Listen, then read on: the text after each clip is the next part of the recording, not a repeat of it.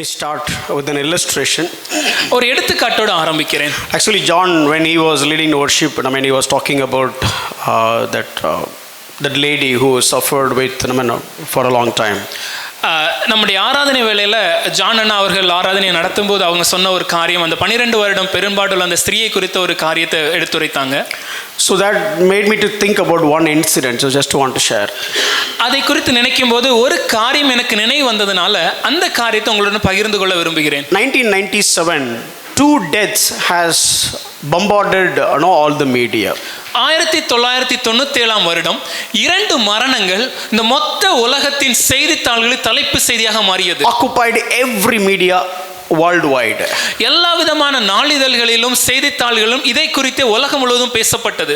I think one is 31st August 1997, Princess Diana's death. ஒன்று August 31ஆம் தேதி princess இளவரசி டயானா அவர்களின் மரணம். And within few days in September, Mother Teresa is expired. கொஞ்ச நாள் கழித்து செப்டம்பர் மாதம் மதர் தெரேசா அவர்களும் கர்த்தருக்குள் நித்திரையடைந்தாங்க. These 2 deaths occupied worldwide media, live telecast and so on, even in 1997. 1997 வருடத்திலேயே இந்த 2 மரணங்களும் உலகம் முழுவதும் பரவலாக பேசப்பட்டு எல்லா நாளிதழ்களிலும் டிவியிலும் இதை குறித்து தான் பேசிக் கொண்டிருந்தாங்க. Both were celebrities. இருவரும் பிரபலமானவர்கள். Both of them internationally has their own fame. 2 பேருக்குமே உலக அளவில் அவர்களுக்குரிய தனிப்பட்ட அளவில் ஒரு பிரபலமும் கனமும் இருந்தது. But the area is different. ஆனால் எந்த இடத்துல அவங்க பிரபலம் என்றால் அது வேறு வேறு. We know about the morality about the Princess Diana. இளவரசி டயானா அவர்களுடைய வாழ்க்கை நெறிமுறைகளை பற்றி நாம் ஒழுங்கு நெறிமுறைகளை நாம் அறிந்திருக்கிறோம். And we know about the sacrificial living of respected Mother Teresa. அதே போல மதிப்பிற்குரிய மதர் தெரசா அவர்களின் அர்ப்பணம் மிகுந்த தியாகமான வாழ்க்கையும் நாம் அறிந்திருக்கிறோம். Both of them are famous. இருவரும் பிரபலமானவர்கள். Both of them worldwide they did have their own reputation. உலகம் முழுவதும் இருவருக்கும் தனிப்பட்ட விதத்தில் ஒரு மரியாதை இருந்தது. But still, ஆனாலும் in our hearts we have different chambers for both of them. அந்த இருவரையும் குறித்து நாம் யோசிக்கும் போது நம்முடைய இருதயத்தின் அறையிலே தனிப்பட்ட முறையில் வேறு வேறு கோணங்களில் அவர்களை பார்க்கிறோம். We don't respect, or I would say that we don't exalt Princess Diana the way that we do exalt, admire about respected Mother Teresa. நாம் எப்படி மதர் தெரசா அவர்களை கொண்டாடி அவர்களை மதிப்புக்குரிய ஸ்தானத்தில் நம்முடைய இருதயத்தில் வைத்து ஒரு கணத்தை கொடுத்திருக்கிறோமோ அதே போல ஒரு உயர்ந்த எண்ணத்தோடு கனத்தோடு நாம் இளவரசி டயானா அவர்களை கொண்டாடுவதில்லை. So there are so many people all around Jesus when Jesus was on the way to the house of Jairus. எவிரவின் வீட்டுக்கு இயேசு செல்லும்போது இயேசுவின் அருகே अनेक ஜனங்கள் இருந்தார்கள். Everybody has seen Jesus. எல்லாரும் இயேசுவை பார்த்தாங்க. There are so many touched Jesus. अनेक பேர் இயேசுவை தொட்டிருக்க There are so many pressed Jesus. அதிக பேர் அவரை அழுத்திருக்க கூட So many of them squeezed Jesus. இன்னும் நெருக்கி இருக்க கூட கூடும். Because it was a huge crowd. ஏனென்றால் அது ஒரு திரளான ஜனக்கூட்டம். Among the huge crowd, in the midst of many are being squeezed Jesus, only one person touched the heart of Jesus. அவ்வளவு திரளான கூட்டத்தில் அநேக பேர் இயேசுவை நெருக்கி தள்ளி இருந்த போதும் கூட ஒரே ஒருவர் இயேசுவின் இருதயத்தை தொட்டார். See, there are so many people are coming to the church. அநேக பேர் சபைக்கு வருகிறார்கள். And called themselves as Christians. அழைக்கும் போது தங்களை கிறிஸ்தவர்கள் என்று அழைத்துக் கொள்கிறார்கள். The world is also identifying them or calling them as Christians. உலகமும் அவர்களை அடையாளப்படுத்தும் போது அவர்களை அழைக்கும் போது கிறிஸ்தவர்கள் என்று அழைக்கிறது. As if the disciples asked Jesus Christ, Jesus, what kind of question is this? அன்று சீஷர்கள் இயேசுவிடம் கேட்ட கேள்வியை போல இயேசுவே என்ன இப்படி கேட்கிறீர்கள்? There are so many are here and everybody is touching, even I am touching, this guy is touching. How can you ask who has touched? ஐயா, இது ஒரு திரளான ஜனக்கூட்டமாச்சே, அநேக பேர் உம்மை நெருக்கி கொண்டிருக்கிறோம், நான் உம்மை தொடுகிறேன், இவரும் உம்மை தொடுகிறார், அப்பயே நீங்க என்னை தொட்டது யார் என்று கேட்டீர்? Among the crowd there were so many people were sick. அந்த கூட்டத்தில் அநேக ஜனங்கள் சுகவீனமா நோய் வாய்ப்பட்டு வந்திருப்பார். They do have their own problems. அவர்களுக்கும் தங்களுக்குரிய ஒரு தேவைகள் பிரச்சனைகள் உண்டு. Unnecessarily why they should follow Jesus? Jesus. அவங்க ஏன் தேவையில்லாம இயேசு அப்படி பின்பற்றி வரணும்? But all of them who have touched, squeezed, crushed Jesus have not received their deliverance except that one lady who touched the edge of the hem of the garment of Jesus Christ. அநேக பேர் அந்த திரள் கூட்டத்தில் இயேசுவை நெருக்கி இருந்த போதும், இயேசுவை அழுத்தி தொட்டு இருந்த காரியங்கள் நடந்த போதும் கூட, ஏன் வஸ்திரத்தின் ஓரத்தை தொட்ட அந்த ஒரு பெண்மணி மாத்திரம் சுகத்தை பெற்றுக்கொள்ள வேண்டும்? She touched the edge of the hem of the garments. வஸ்திர தொங்கலின் ஓரத்தை தான் அவங்க தொட்டாங்க. But she has got delivered for past many years she was suffering, but she has got the great deliverance by the single touch. ஆனால் அன்றைய தினத்திலே எத்தனையோ வருடங்கள் இந்த பெரும்பாட்டினால் அவர்கள் வியாதினால கஷ்டப்பட்டிருந்த போதும் கூட அந்த வஸ்திர ஓரத்தை தொட்ட போது அவர்களுக்கு ஒரு சுகம் கிடைத்தது. Oh, that's fine, but why do you say that now? இருக்கட்டும் ஐயா, அதையும் இப்ப சொல்றீங்க. See, when it comes to statistics, நாம் கணக்கீட்டுகளை பார்க்கும்போது they give a different number when it comes to Christianity. கிறிஸ்தவத்தை பொறுத்த வரைக்கும் அவர்கள் கொடுக்கிற சதவீதம் கொஞ்சம் வித்தியாசமானது. But the reality is completely different. ஆனா நிதர்சனமாக உண்மையாகவே நம்மளுடைய ஜனத்தொகையில எவ்வளவு கிறிஸ்தவர்கள் அது வேற ஒரு காரியம். But if you go to heaven, ஆனா நீங்க பரலோகத்துக்கு and போனீங்கன்னா ask Jesus Christ or ask maybe one of the angels, அங்க இயேசுவிடமோ இல்ல உதாரணமா அங்க இருக்க ஏதோ ஒரு தூதர்களிடம் நீங்க கேட்டீங்கன்னா, can you show me the statistics of the Christian population in the country of India? இந்திய தேசத்திலே கிறிஸ்தவர்கள் எத்தனை பேர் இருக்கிறார்கள் என்ற தொகையை எங்களுக்கு காண்பிக்க முடியும்னா நீங்க கேட்க முடிஞ்சுனா, See, disciples said there were so many. சீஷர்கள் சொன்னாங்க நிறைய பேர், So many touched.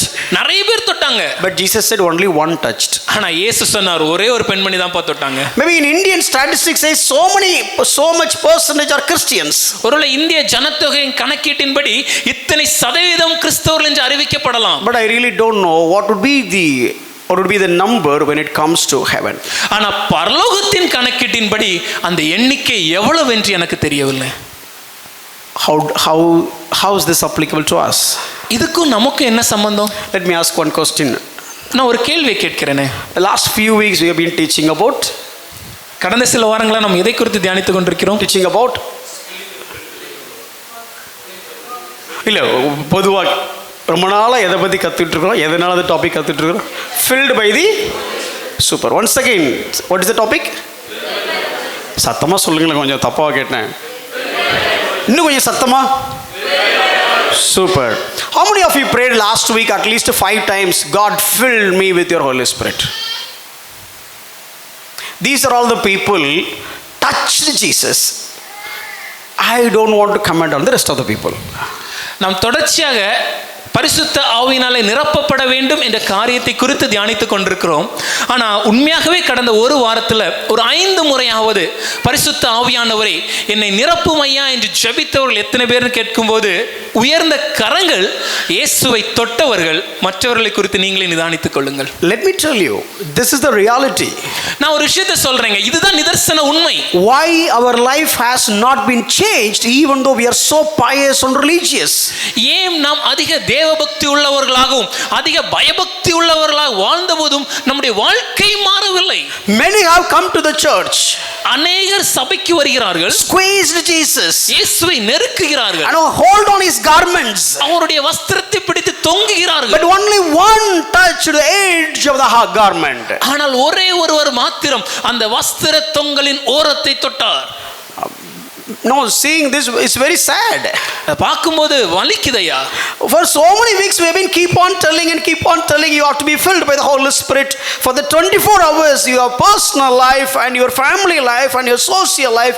Without being filled by the power of the Holy Spirit, you cannot live a successful life. ஐயா, கடந்த பல வாரங்களாக நாம் இந்த காரியத்தை குறித்து தியானித்துக் கொண்டிருக்கிறோம்.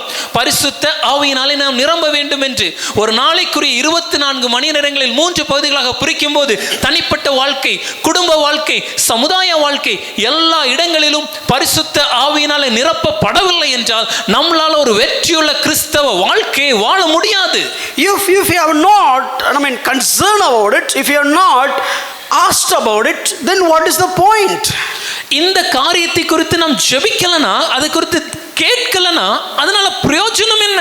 I have asked this question to my family before I asked you. இந்த கேள்வியை முதலாவது நான் என் குடும்பத்தினரிடம் கேட்டேன், உங்களிடத்தில் கேட்பதற்கு முன்பாக. I asked my wife. என் மனைவியிடம் கேட்டேன். How many times you have prayed in this whole week, Lord, please fill me? இந்த கடந்த ஒரு வாரத்துல எத்தனை முறை ஆண்டவரே என்னை நிரப்புன்னு சொல்லி நீங்க ஜெபித்தீங்க? I asked my daughter. என்னுடைய மகளிடம் கேட்டேன். Oh, you said this problem, that problem. இந்த பிரச்சனை எல்லாம் சொன்னீங்களேமா? Let me tell you, how many times you asked this Spirit of God fill me? ஆனால் எத்தனை முறை பரிசுத்த ஆவியானவரே என்னை நிரப்பும் என்று நீங்கள் ஜெபித்தீங்க? I'm asking the same question to me. அதே கேள்வியை நான் என்னிடமும் கேட்கிறேன். I'm praying, that is why I'm asking. நான் ஜெபிக்கிறேன், அதனால தான் நான் உங்களிடம் அந்த கேள்வி கேட்கிறேன். Enjoying the benefit, that's why I'm asking. ஜெபத்தின் கிடைக்கிற பலனை நான் அனுபவிக்கிறேன், அதனால தான் உங்களிடத்துல சொல்றேன். If I don't experience what I preach, then that is something like, edu churaka, it will not use, it will not have any monetary benefits. நான் பிரசங்கிக்கிற காரியங்களை என்னுடைய வாழ்க்கையில் அனுதின வாழ்க்கையில் அபியாசப்படுத்தி அனுபவிக்காவிட்டால் அதனால எந்த பிரயோஜனமும் இல்லை. ஏட்டு சுரக்கா கறிக்கு உதவாது. Even if I talk about work for many hours, maybe the sermon can give you goosebumps and excitement, but still it do not add any value in your life if you don't pray that prayer. ஒருவேளை நாம் இந்த தொடர்ச்சியாக கவனித்துக் கொண்டிருக்கிற இந்த வேலையில நாம் எப்படி இருக்கணும்னு சொன்ன காரியத்தை குறித்து நாம் தொடர்ந்து கேட்கும் போதும் நமக்கு அது புத்துணர்ச்சியாக இருக்கலாம், நமக்கு ஒருவேளை உணர்ச்சிவசப்பட வைக்கலாம், நல்லா இருக்குன்னு தோணலாம். ஆனா இந்த ஜெபத்தை நம்ம செய்யலனா அதனால நமக்கு எந்த பிரயோஜனமும் இருக்க போவதில்லை. So now we are going to pray. ஆகவே நாம் ஜெபிக்க போகிறோம். Lord, please fill me with your Holy Spirit. தேவனே பரிசுத்த ஆவியினாலே என்னை நிரப்பும். Every church they do have a separate timeline for this particular thing, but they do differently, not biblically. ஒவ்வொரு சபைகளிலும் பரிசுத்தாவினால் நிரப்பப்படுவதற்கு என்று தனிப்பட்ட ஒரு நேரத்தை ஒதுக்கி வைத்திருக்கிறார்கள். ஆனால் அவர்கள் வித்தியாசமா செய்றாங்க, அது வேதத்தின்படி சரியானதல்ல. Keyboard will not be played. நாம் இன்னைக்கு கீபோர்ட் ப்ளே பண்ண போறது இல்ல. Actually we don't have an electric guitar. நமக்கு எலக்ட்ரிக் கிட்டார் இல்ல. And we don't have drums. Drums கிடையாது. And we are not going to shout. கத்த போறதும் கிடையாது. But I want you all to pray. ஆனா நீங்க எல்லாரும் ஜெபிக்கணும். Let's all stand up. நம்ம எல்லாரும் எழுந்திருப்போம். Let's all stand up and pray. நாம் எழுந்து ஜெபிப்போம். I want you to experience this. இந்த காரியத்தை நாம் அனுபவிக்க வேண்டும். நான் சொல்ல ஆரம்பிச்ச டபுள் கை தட்டி சத்தம் தான் போட்றாதீங்க. அந்த எக்ஸ்பீரியன்ஸ் நான் சொல்ல. So it's not about clapping and shouting vigorously. You said be filled.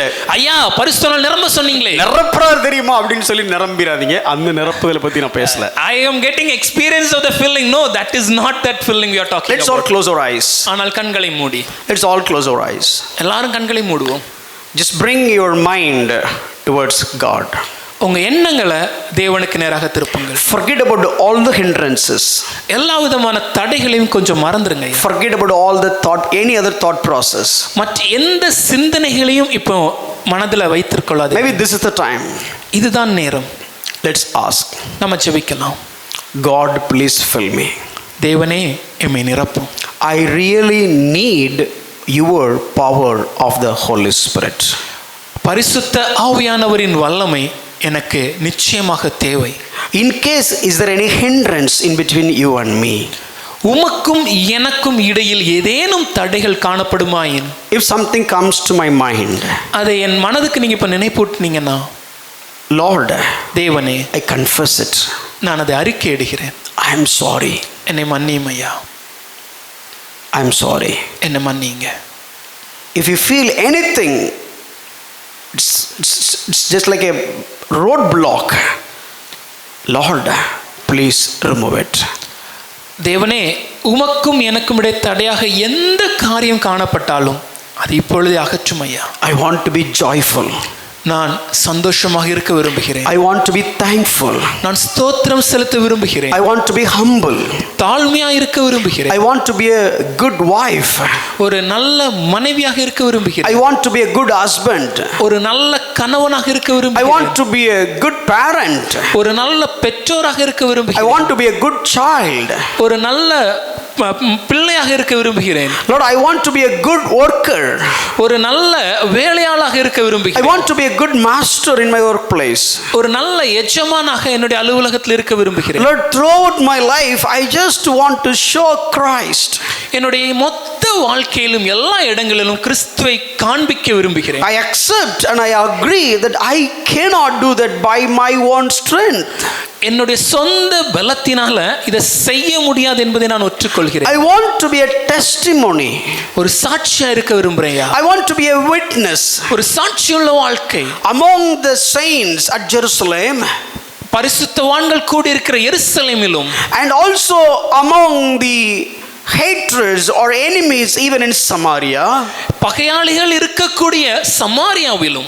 And even among the pagan world which is contrary to the standard of God in the world. இல்ல தேவ வார்த்தைக்கு மாறுபாடாக வாழுகிற புறஜாதியார் இருக்கக்கூடிய இந்த உலகத்திலும். Father, fill us. பிதாவே எம்மை நிரப்பும். Spirit of God, fill us with your power. பரிசுத்த ஆவியானவரே உம்முடைய வல்லமையினால் எம்மை நிரப்பும். Jesus Christ, take my body and you influence my body and you operate through my body. இயேசுவானவரே இந்த சரீரத்தை உம்முடைய கரத்தில் அர்ப்பணிக்கிறேன். இதை எடுத்து உம்முடைய நீர் இதன் மேல் தாக்கம் செலுத்தி ஆளுகை செலுத்தி இதனூடாக நீர் செயல்பட ஆரம்பிக்கும். See through my eyes. இந்த கண்கள் மூலமாக காண உதவி செய்யும். Think through my mind.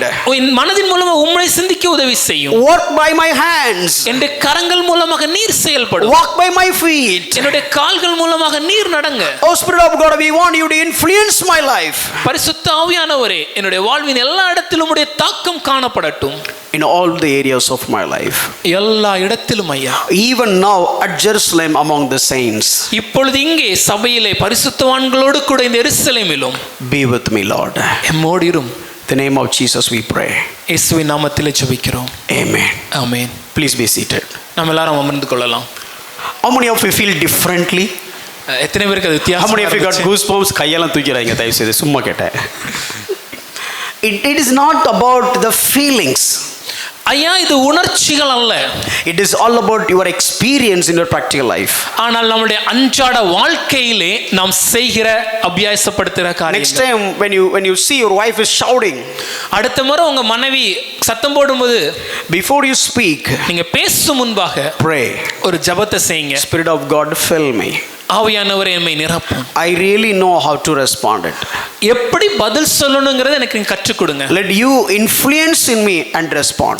நீங்க என் மேல் தாக்கம் செய்து அதன் மூலமாக இந்த காரியத்தை செய்ய எனக்கு உதவி செய்யுங்க. When the kids are screaming, you don't know how to control it. ஒருவேளை பிள்ளைங்க அதிகமாக கத்தும்போது எப்படி அவங்களை நடத்துறது கையாளுறதுன்னு தெரியாத போது Pray. ஜெபிங்க. Spirit of God, ஆவியானவரே take over my heart. என்னுடைய மனதை நீங்க எடுத்து Take over my mind. என்னுடைய எண்ணங்களை நீங்க மேற்கொண்டு Give me wisdom ஞானத்தை எனக்கு and கொடுத்து help me to handle this situation. இந்த காரியங்களை கையாள எனக்கு தேவையான ஞானத்தை தாங்க. Even the workplace, if you're going through some escalations or some challenges, pray this prayer. ஒருவேளை உங்க அலுவலகத்துல ஏதேனும் எஸ்கலேஷனோ இல்ல ஏதாவது எதிர்ப்புகளோ வரக்கூடிய நாட்களிலும் இந்த ஜெபத்தை செய்யுங்க. Please do that. அதை நீங்க செய்ய ஆரம்பிங்க. Amen. Hallelujah. How many of you agree? Please, இது ஒரு மந்திரம்லாம் இல்லை. This is a biblical teaching. This is not a mantra, but this is what the Bible says. இதை தான் எடுத்துட்டு போயிட்டு வேற எங்கேயோ கொண்டு போயிட்டாங்க. They have taken this and taken it to an extreme. Okay, let me read the vision statement and start. நம்முடைய சபையின் தரிசனத்தை வாசித்து ஆரம்பிக்க போகிறோம். No, there was a grammatical mistake and we came to know that we corrected it. Reform by committing to the authority and the sufficiency of the scripture. பரிசுத்த வேதத்தின் அதிகாரத்திற்கும் போதுமான தன்மைக்கும் அர்ப்பணிப்பதின் மூலம் சீர்திருத்தம் செய்யுங்கள். And revive by practicing the scripture by the power of the Holy Spirit. பரிசுத்த ஆவியின் வல்லமையால் வேதத்தை பயிற்சி செய்து புத்துயிர் பெறுங்கள். Let this movement start with self and spread over community by His sovereignty. அவருடைய இறையாண்மையால் இந்த இயக்கம் சுயத்திலிருந்து தொடங்கி சமூகத்தில் பரவட்டும். And we are talking about the fivefold gospel.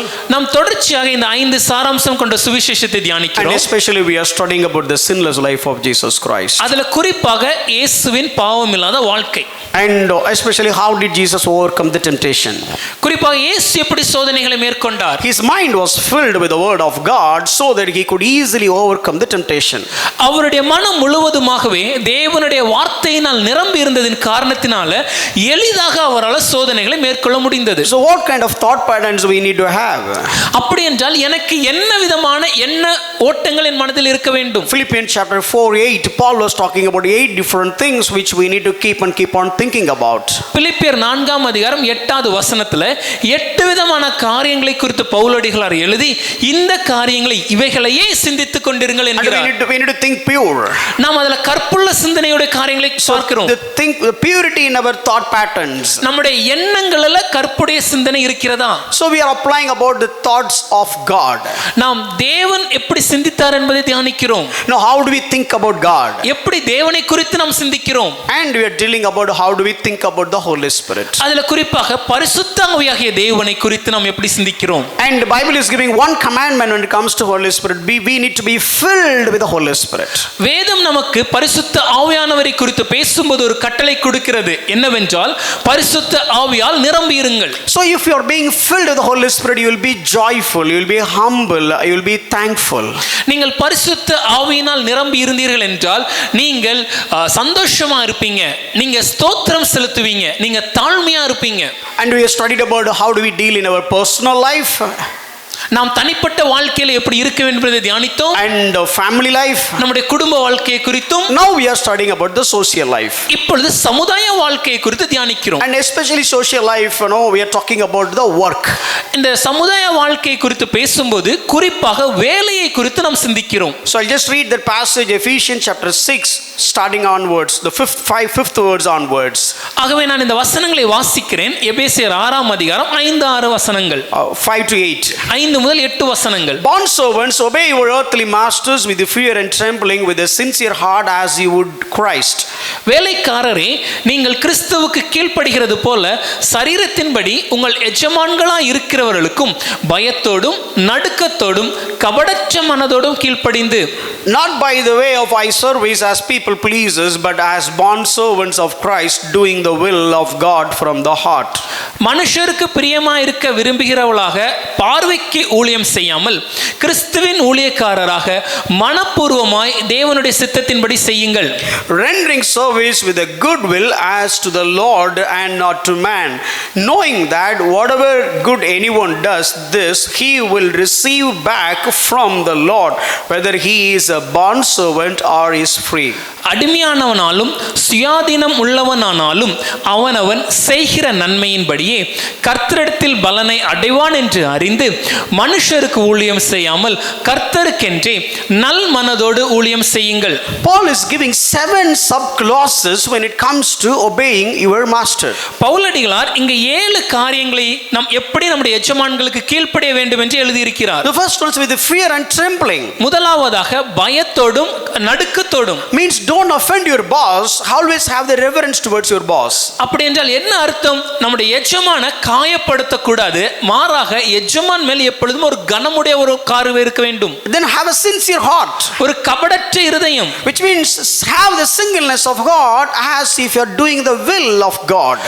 ஒரு மனதோடு நான் தேவனுக்கு பணி செய்கிறேன் என்ற எண்ணத்தோடு நான் என்னுடைய வேலையை செய்ய வேண்டும். And not the eye service, which means don't work only you are being watched. கண்களுக்கு பிரியமா இல்லாமல், அப்படின்னா என்னன்னா நம்மளை யாராவது கவனிக்கும் போது மாத்திரம் வேலை செய்யற மாதிரி நடிக்கிறது. And don't be a people pleaser, which means don't try to promote yourself. மனுஷருக்கு பிரியப்படுத்தாமல், அப்படி என்றால் நம்மை உயர்த்துவதற்கு, அந்த பலனை அடைவதற்கு நம்ம ஏதாவது செய்வது. We are not here to do the work for our self welfare, but we are here doing work for the glory of God. நாம் இங்கு நம்முடைய சுயநல லாபத்திற்காக வேலை செய்வதற்காக அழைக்கப்படவில்லை, நாம் தேவனுடைய மகிமைக்கென்று வேலை செய்ய அழைக்கப்பட்டிருக்கிறோம். Any service, any work, do that with the attitude of Christ is your boss. நீங்க எந்த வேலையை செய்தாலும், நீங்க எந்த காரியத்தை செய்தாலும் கிறிஸ்துவே என்னுடைய எஜமான் என்ற பார்வையோட அதை செய்ய வேண்டும். And any work is the ministry towards God. நீங்க செய்கிற வேலை எதுவா இருந்தாலும் அது தேவனுக்கு செய்கிற ஊழியம். You no need to aware or you no need to know how it is directly or indirectly connected to the kingdom of God. That is none of your business. You do it as you are doing it for God. ஐயா, நான் செய்கிற வேலை தேவனுடைய ராஜ்யத்தின் பணியில எந்த விதத்துல இது பயன்படுது, இல்ல எந்த விதத்துல இது இணைக்கப்பட்டிருக்கிறது என்பது எனக்கு ஒருவேளை புரியாவிட்டாலும் நான் செய்கிற வேலையை தேவனுடைய ராஜ்யத்தின் பணி என்று நான் செய்ய அழைக்கப்பட்டிருக்கிறேன். Why? ஏன்? So that you will not expect the reward from man, because you are not working for man, since you are working for God, you will expect your reward, your promotion, and any remuneration or recognition or reputation you will expect from God, who is the master. நான் மனிதனுக்கு வேலை செய்யாததினாலே மனிதனிடத்திலிருந்து பலனை நான் எதிர்பார்ப்பதில்லை.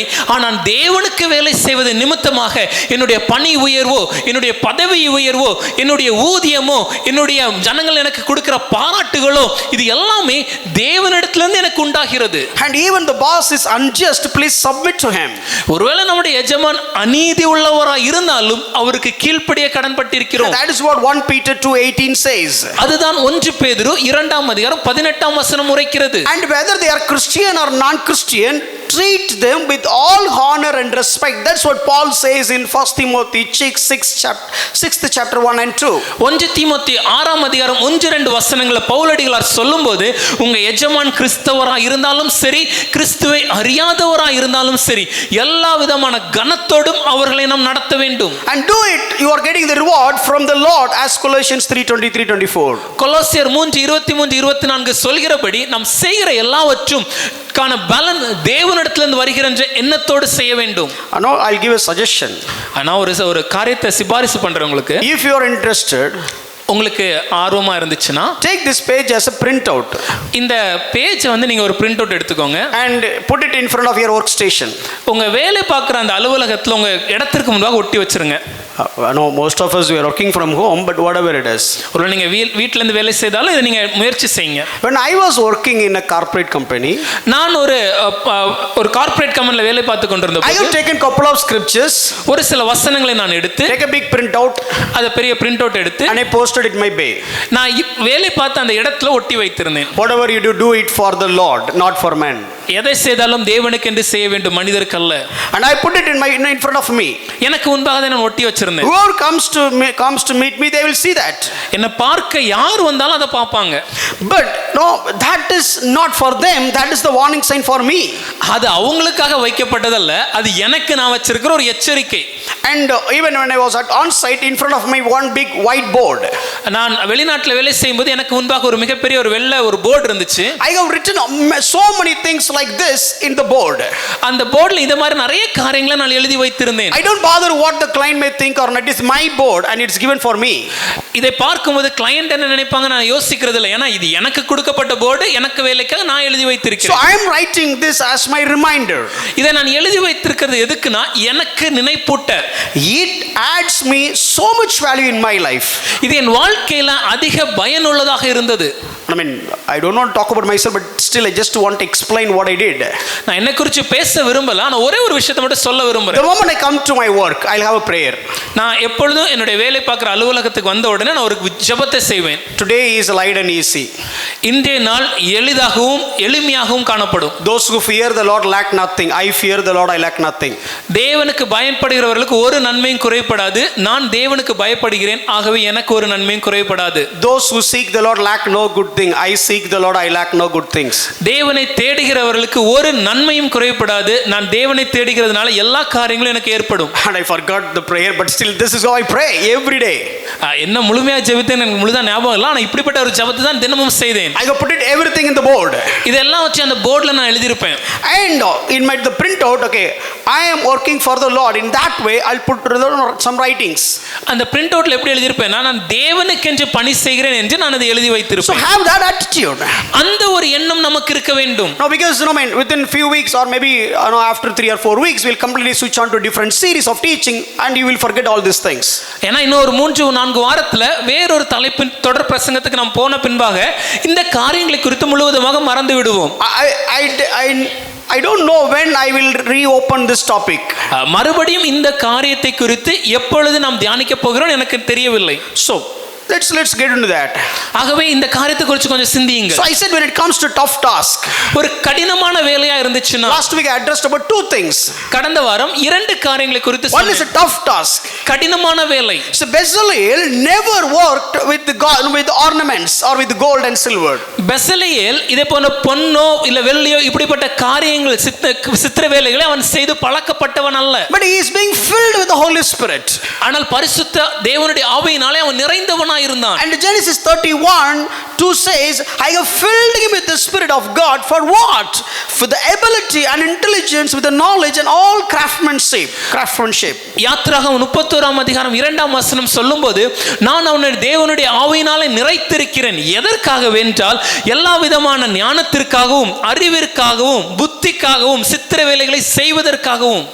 And when it comes to Joseph, he just instantly he has given the administration on the plans and the 5-year plans or 14-year plans he has given to the Pharaoh.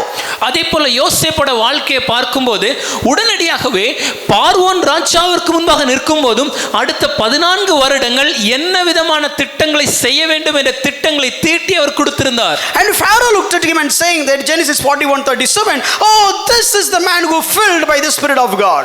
ஆதியாகமம் 41ஆம் அதிகாரம் 37ஆம் வசனத்தை பார்க்கும்போது பார்வோன் சொல்கிறார், ஐயா இந்த மனிதனை தேவனுடைய ஆவியினாலே நிறைந்தவனாய் இருக்கிறான். If you have the tough task on your plate, ஒருவேளை உங்களுக்கு முன்பாக கொடுக்கப்பட்ட வேலை கடினமான வேலையா இருந்துச்சுன்னா, you are really in need of intelligence, உங்களுக்கு உண்மையாகவே அதிகமான அறிவு தேவைப்படும் போது, you are in the need of skills and talents, உங்களுடைய வேலையை செய்வதற்கான திறனும் தாளந்துகளும் உங்களுக்கு தேவைப்படும் போது, whether it is all about the subject or all about the task, அது ஒருவேளை கொடுக்கப்பட்ட வேலையாக இருக்கலாம், இல்ல வேலையை செய்வதற்கேற்ற அறிவாக இருக்கலாம், or even maybe the subjects, இல்லனா ஒருவேளை கொடுக்கப்பட்ட அந்த படிப்புகளா அந்த காரியங்களா இருக்கலாம். whatever it is, எதுவாக இருந்தாலும், if you have the Spirit of God, you will have all the knowledge. பரிசுத்த ஆவியானவர் உங்களோடு இருப்பார்னா எல்லா விதமான ஞானத்தையும் உங்களுக்கு கொடுக்கிறார். And it comes to promotion, பதவி உயர்வை பார்க்கும்போது, don't look for appraisal. ஐயா அப்ரைசலை குறித்து யோசிக்காதீங்க. Don't look for yearly, the increment or remuneration. இல்ல வருடம் எனக்கு கிடைக்கிற பண உயர்வு பதவி உயர்வை குறித்து யோசிக்காதீங்க. See, last week I said, how did God promote Joseph? கடந்த வாரம் நான் உங்களுக்கு சொன்னேன், யோசேப்பை தேவன் எப்படி உயர்த்தினார்.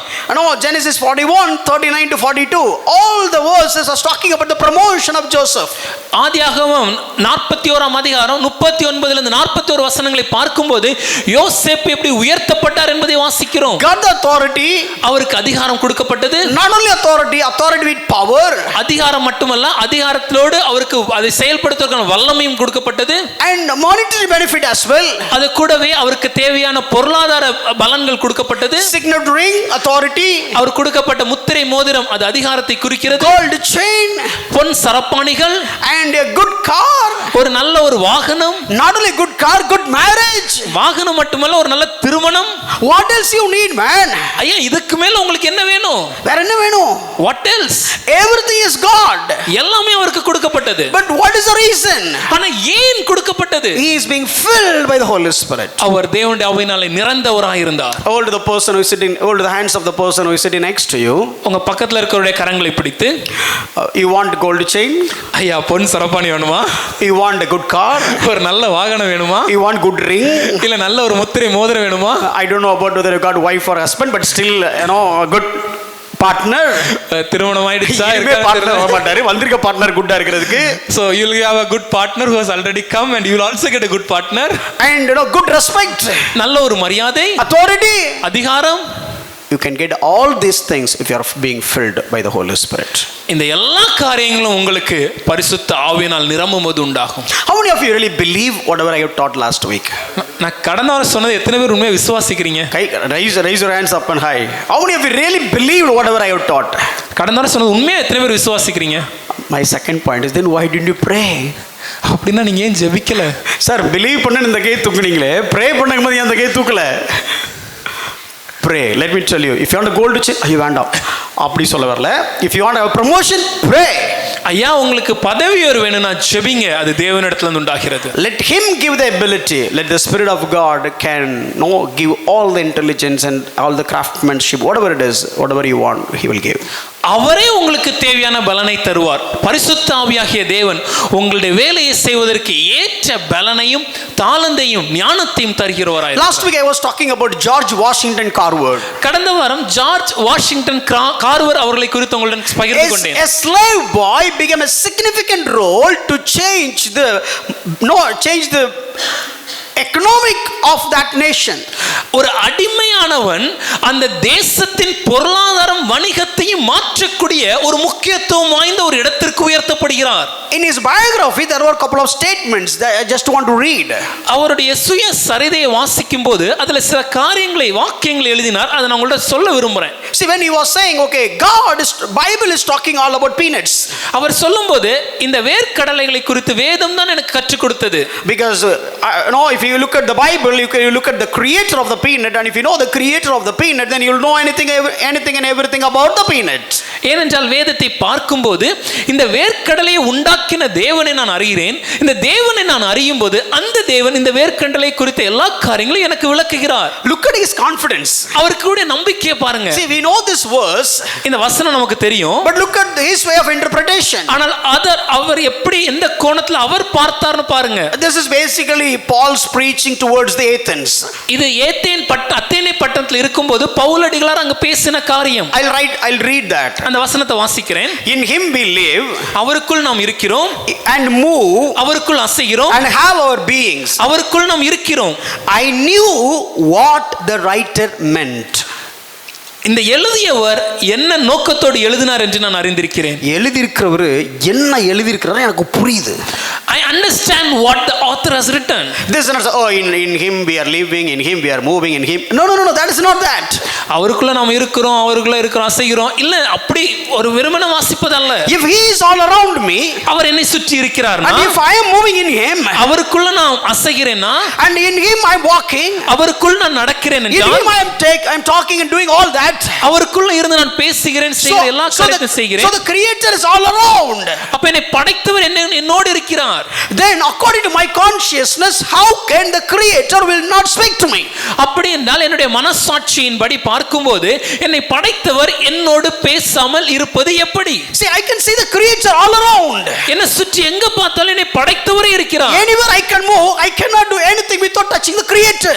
நான் என்ன செய்தாலும் என்னுடைய படைத்தவரை தாண்டி என்னால் எதையும் செய்ய முடியாது, தொட முடியாது. If I go and touch a potato, நான் போய் ஒரு உருளைக்கிழங்கு தொட்டேனா, still I am just moving inside the creator. நான் அவருக்குள்ள தான் அசைந்ததை செய்கிறேன். And if I take a peanuts, நான் ஒரு வேர்க்கடலை எடுத்தேனா, still the creator is all around me. என்னை சுற்றி அவர் எப்பொழுதும் இருக்கிறார். And I take the potato, Lord, what is there in the potato? ஐயா, இந்த உருளைக்கிழங்குல தேவனே என்ன இருக்கு இந்த உருளைக்கிழங்குல? நீங்க இங்க இல்லையா? கொஞ்சம் சத்தமா, what is there in the potato? தேவனே நீங்க இங்க இல்லையா? where are you? இந்த உருளைக்கிழங்குல என்ன இருக்கு? ஏண்டா கத்துற? பக்கத்துல தான் நிக்கிறேன். We are shouting. I am sitting next to you. All around God. என்னை சுற்றி தேவன். And anything you can ask at any point of time. எந்த காரியத்தை குறித்தும் எப்பொழுதும் என்னால் அவரிடத்தில் கேட்க முடியும். That is how I asked. அப்படிதான் நான் கேட்டேன். That is how I got the response. அப்படிதான் எனக்கு இது என்ன செய்யணும் புரிந்தது. That is how I worked. அப்படிதான் நான் வேலை செய்தேன். And one more point. இன்னொரு காரியம். He said, find out the need of the people. அவர் சொல்கிறார், ஜனங்களின் தேவையை குறித்து நான் அறிய வேண்டும். See, very very important lesson this is. இது மிக மிக முக்கியமான ஒரு செய்தி. Look at his perception. அவங்களுடைய மனதின் ஓட்டத்தை பாருங்க. Find out the need of the people. ஜனங்களின் தேவையை புரிந்து கொண்டு, take the need on one hand. அவங்க தேவையை ஒரு கரத்துல ஏந்தி, so in one of your hands you have the need of the people. நம்முடைய ஒரு கரத்துல ஜனங்களுடைய தேவை இருக்கிறது. And put the other hand on the hands of Jesus. இன்னொரு கரத்தோடு இயேசுவின் கரத்தை பற்றிக் கொள்ளுங்கள். So you are not standing for you. நான் என்னுடைய தேவைக்காக அவரிடத்தில் நிற்கவில்லை. I have the need of the people in my hand. ஜனங்களின் தேவையை என்னுடைய கரத்தில் சுமந்து கொண்டிருக்கிறேன். So that is my purpose. அதுதான் என்னுடைய நோக்கம். I need to help people to fulfill their problems. ஜனங்கள் தங்களுடைய தேவைகளை சந்திப்பதற்கு அந்த செய்ய வேண்டிய காரியம் என் கரத்தில் இருக்கிறது. I take that problem. அந்த பிரச்சனையை நான் எடுத்து, make it as my purpose. அதை என்னுடைய நோக்கமாக மாற்றி, looking at Jesus, தேவனை பார்த்து for the answers. இயேசுவினிடத்தில் பதிலை எதிர்பார்க்கிறேன். I can do all things in and through Jesus Christ who is strengthening me. என்னை பலப்படுத்துகிற கிறிஸ்துவினாலே எல்லாவற்றையும் செய்ய எனக்கு பலன் உண்டு. Hallelujah. Hope you got my point. நான் சொல்றது உங்களுக்கு புரியுதுன்னு நினைக்கிறேன். Understand the need of the people. ஜனங்களின் தேவையை புரிந்து கொள்ளுங்கள். Maybe the client or maybe your vendor or maybe your partner, whatever it is. அது ஒருவேளை நீங்க யாருக்காக வேலை பார்க்கிறீர்களோ அவர்களுடையதா இருக்கலாம், இல்ல உங்களுடன் உடன் வேலையாட்கள் அவர்களுடைய தேவைகளாக இருக்கலாம். Or if you want to do the business, இல்ல ஒருவேளை நீங்க தொழில் செய்றீங்கன்னா, no, go and search and find out the need of the people. நீங்க போய் ஜனங்கள் என்ன தேவைகள் இருக்காங்க என்பதை தேடி அறிந்து கொள்ளுங்கள். No, today, like many of them, let me put it this way, many of the vendors, they found it, okay, the need of the people is cooking. இன்னைக்கு நிறைய இந்த வணிகர்கள் அவர்கள் கண்டுகொண்ட காரியம் என்னன்னா, ஜனங்களுடைய தேவை என்னன்னா சமையல். ஏன் அப்படிங்கிறது இன்னொரு கேள்வி, அது ஒரு விஷயம். So let's not drill down why, that's a different story. People are not cooking at home. ஜனங்கள் வீட்ல சமைக்கிறது இல்ல. So if they found that, okay, need is cooking. அப்போ கண்டுபிடித்த காரியம் தேவை இப்பொழுது உணவு. Take that at one hand. அதை ஒரு கரத்துல எடுத்தாங்க. And they make it for themselves to make money for themselves. அதை தங்களுக்கு பிரயோஜனமாக சாதகமாக மாற்றி பணத்தை சம்பாதிக்க வழியை உருவாக்குறார்கள். We have a lot of vendors. நம்ம எனக்கு அதனால நிறைய வணிகர்கள் உருவாயிட்டாங்க. This person took the peanut. இந்த மனுஷன் வேர்க்கடலை எடுத்தார். Oh, the agriculture, the peanut guys are not getting more. ஐயா, இந்த விவசாயம் செய்யறதுல இந்த வேர்க்கடலை செய்யற இந்த தொழில்ல எந்த விதமான பலனும் இல்லையே. Take the potato. இந்த உருளைக்கிழங்கு எடுத்து, oh, these people are doing all that but they couldn't make so much money. இது இவ்வளவு கஷ்டப்பட்டு விவசாயம் செய்றாங்க, ஆனா இதுல அவங்களுக்கு பலன் எதுவும் கிடைக்கலையே. What can you do for them? அவங்களுக்கு நான் என்ன செய்யலாம்? Take the problem in one hand. அந்த பிரச்சனையை ஒரு கரத்துல எடுத்து, ask the creator what I can do. படைத்த தேவனிடத்திலிருந்து நான் என்ன செய்யணும் என்று கேட்டு, got the way and start doing the work. வழியை கண்டறிந்து அதற்கேற்ற வேலையை செய்ய ஆரம்பித்தார். And he said this way, my work, my life must be the spirit of a little child keep talking to God. My work and my life must be a spirit of a little child seeking the help of God. என்னுடைய வேலையா இருக்கட்டும், என்னுடைய வாழ்க்கையாக இருக்கட்டும், எதுவா இருந்தாலும் ஒரு சிறு குழந்தை தேவனிடத்தை கரத்தை பற்றி நடப்பதை போலவே நான் நடக்க விரும்புகிறேன். And one particular statement is really amazed my mind. அதுல ஒரு சொன்ன ஒரு காரியம் எனக்கு ரொம்ப பிடித்திருந்தது. I'll just read it. நான் வாசிக்கிறேன். As I worked on projects which fulfilled a real human need, forces were working through me which amazed me. I'll put it this way. I would often go to sleep with an apparently insoluble problem. When I woke up, the answer was there. ஒருவேளை நான் வேலை பார்க்கிற அந்த ப்ராஜெக்ட்ல ஒரு மனிதன் அவனுடைய தேவைக்காக நான் வேலை செய்து கொண்டிருக்கும் போது என்னோடு என் மூலமாக அசாத்தியமான ஒரு சக்தியின் மூலமாக நான் என்னுள் வேலை செய்யறதை நான் உணர்ந்திருக்கிறேன். நான் பல நேரங்களில் தீர்க்க முடியாத பிரச்சனைகளோடு உறக்கத்திற்கு சென்றாலும் நான் விழித்து பார்க்கும்போது அதற்கேற்ற பதிலை அங்கு இருப்பதை நான் அறிந்திருக்கிறேன். Start practicing these principles. இந்த காரியங்களை உங்க வாழ்க்கையில நடைமுறைப்படுத்தி பாருங்க. Make all these things a reality in your life. இந்த காரியங்கள் எல்லாம் உங்களுடைய வாழ்க்கையில உண்மையாக மாற ஆரம்பிக்கட்டும். Now we are moving to different kind of questions, but still I want to reiterate that if you are being spirit filled, ask God and use God in your workplace. நான் இன்று வேற காரியங்களை குறித்து தியானிக்க போகிறோம், ஆனால் அதற்கு முன்பாக இதை மறுபடியும் சொல்ல விரும்புகிறேன். நீங்கள் உங்க வேலை பார்க்கிற இடத்துல பரிசுத்த ஆவியாகிய தேவனிடத்துல கேளுங்க. தேவனுடைய பலனை பெற்றுக்கொண்டு உங்களுடைய வாழ்க்கையில செயல்பட ஆரம்பிங்க. And one more example is Daniel. இன்னொரு உதாரணம் தானியேல். When it comes to promotion, பதவி உயர்வை குறித்து. So Daniel chapter 4 verse 1. தானியேல் 4ஆம் அதிகாரம் 1வது வசனம். King Nebuchadnezzar, to all peoples, nations and languages that dwell in all the earth, he said, peace be multiplied to you. At last Daniel came before me. He who was named Belshazzar after the name of my God, and whom is the spirit of the holy gods.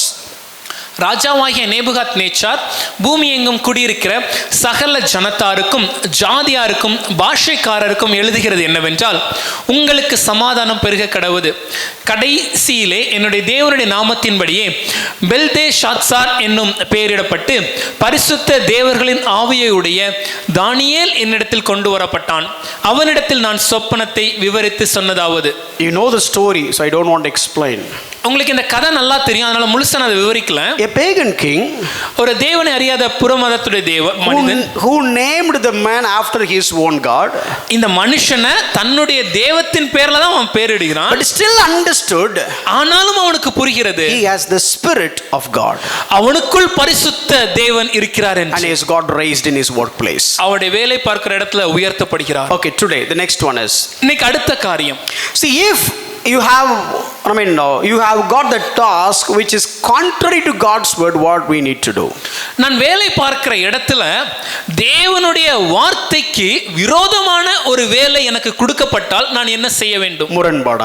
முரண்பாடான வேலை கொடுக்கப்பட்டா என்ன பண்ணணும்? If something I need to do but it is not according to the scripture, நான் ஒரு வேலையை செய்யணும் ஆனா அது தேவனுடைய வார்த்தைக்கு முரண்பாடா இருக்குதே. See, we all know that Romans 13:1-7, most of the things talking about how we need to obey to the authority. நாம் எல்லாரும் அறிந்திருக்கிறபடி ரோமர் 13ஆம் அதிகாரம் முதல் 7 வசனங்களை பார்க்கும்போது நம்முடைய அதிகாரத்திற்கு நாம் எப்படி கீழ்ப்படிந்திருக்க வேண்டும் என்று நமக்கு சொல்கிறது. 13:1-2 says, subject to the governing authorities, for there is no authority except from God. ரோமர் 13ஆம் அதிகாரம் 1-2 வசனங்களை சொல்லும்போது எந்த மனுஷனும் மேலான அதிகாரங்களுக்கு கீழ்ப்படிய கடவன், ஏனென்றால் தேவனாலே அன்றி ஒரு அதிகாரமும் இல்லை. All the authority is belong to God and God established that authority. எல்லா அதிகாரமும் தேவனாலே உருவாக்கப்பட்டது, தேவனே அதை நியமித்தார். Your supervisor has been appointed by God. உங்களுக்கு மேல் அதிகாரியை தேவனே நியமித்திருக்கிறார். Look at in Tamil, தேவனாலே அன்றி ஒரு அதிகாரமும் இல்லை. In English it comes like, for there is no authority except from God. And those who that exist have been instituted by God. உண்டாயிருக்கிற அதிகாரங்கள் தேவனாலே நியமிக்கப்பட்டிருக்கிறது. Before you speak, before you bad mouthing about the supervisor or your manager, think about this.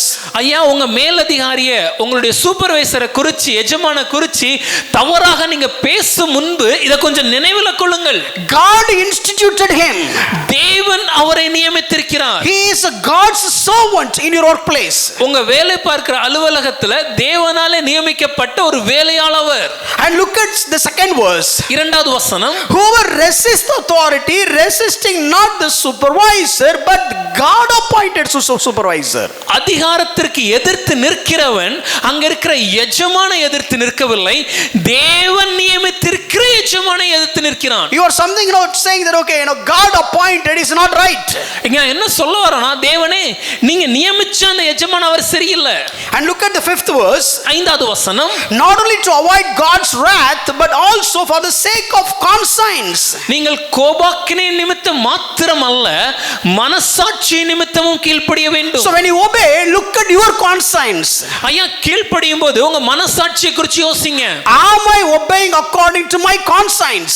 என்னுடைய மனசாட்சியின்படி நான் கீழ்ப்படுகிறேனா? When I do some work, am I doing for pleasing my manager or just making up things, or am I doing right according to my genuine good conscience? நான் ஒரு வேலையை செய்யும் போது என்னுடைய மேலதிகாரின் கண்களுக்கு மாத்திரம் பிரியப்படுத்துவதற்காக செய்கிறேனா, இல்லை என்றால் என்னுடைய மனசாட்சியின்படி உண்மையாக அதை செய்கிறேனா? And honor to whom honor is owed. அது மாத்திரமல்ல, எவனை கனம் பண்ண வேண்டியதோ அவனை கனம் பண்ணுங்கள். This is what Paul is writing. இதைதான் பவுலடிகளார் எழுதுகிறார். It's all talking about workplace. இது எல்லாமே வேலை பார்க்கிற இடத்தை குறித்து பேசுகிறது. And governmental authorities. அது மாத்திரமல்ல, எல்லா விதமான அரசியல் அதிகாரங்களும். Not only Paul, பவுல் மட்டுமல்ல, go and look at Peter. பேதுருவை பாருங்கள். 1 Peter chapter 2:13. 1 பேதுரு 2ஆம் அதிகாரம் 13வது வசனம். Be subject to every human institutions.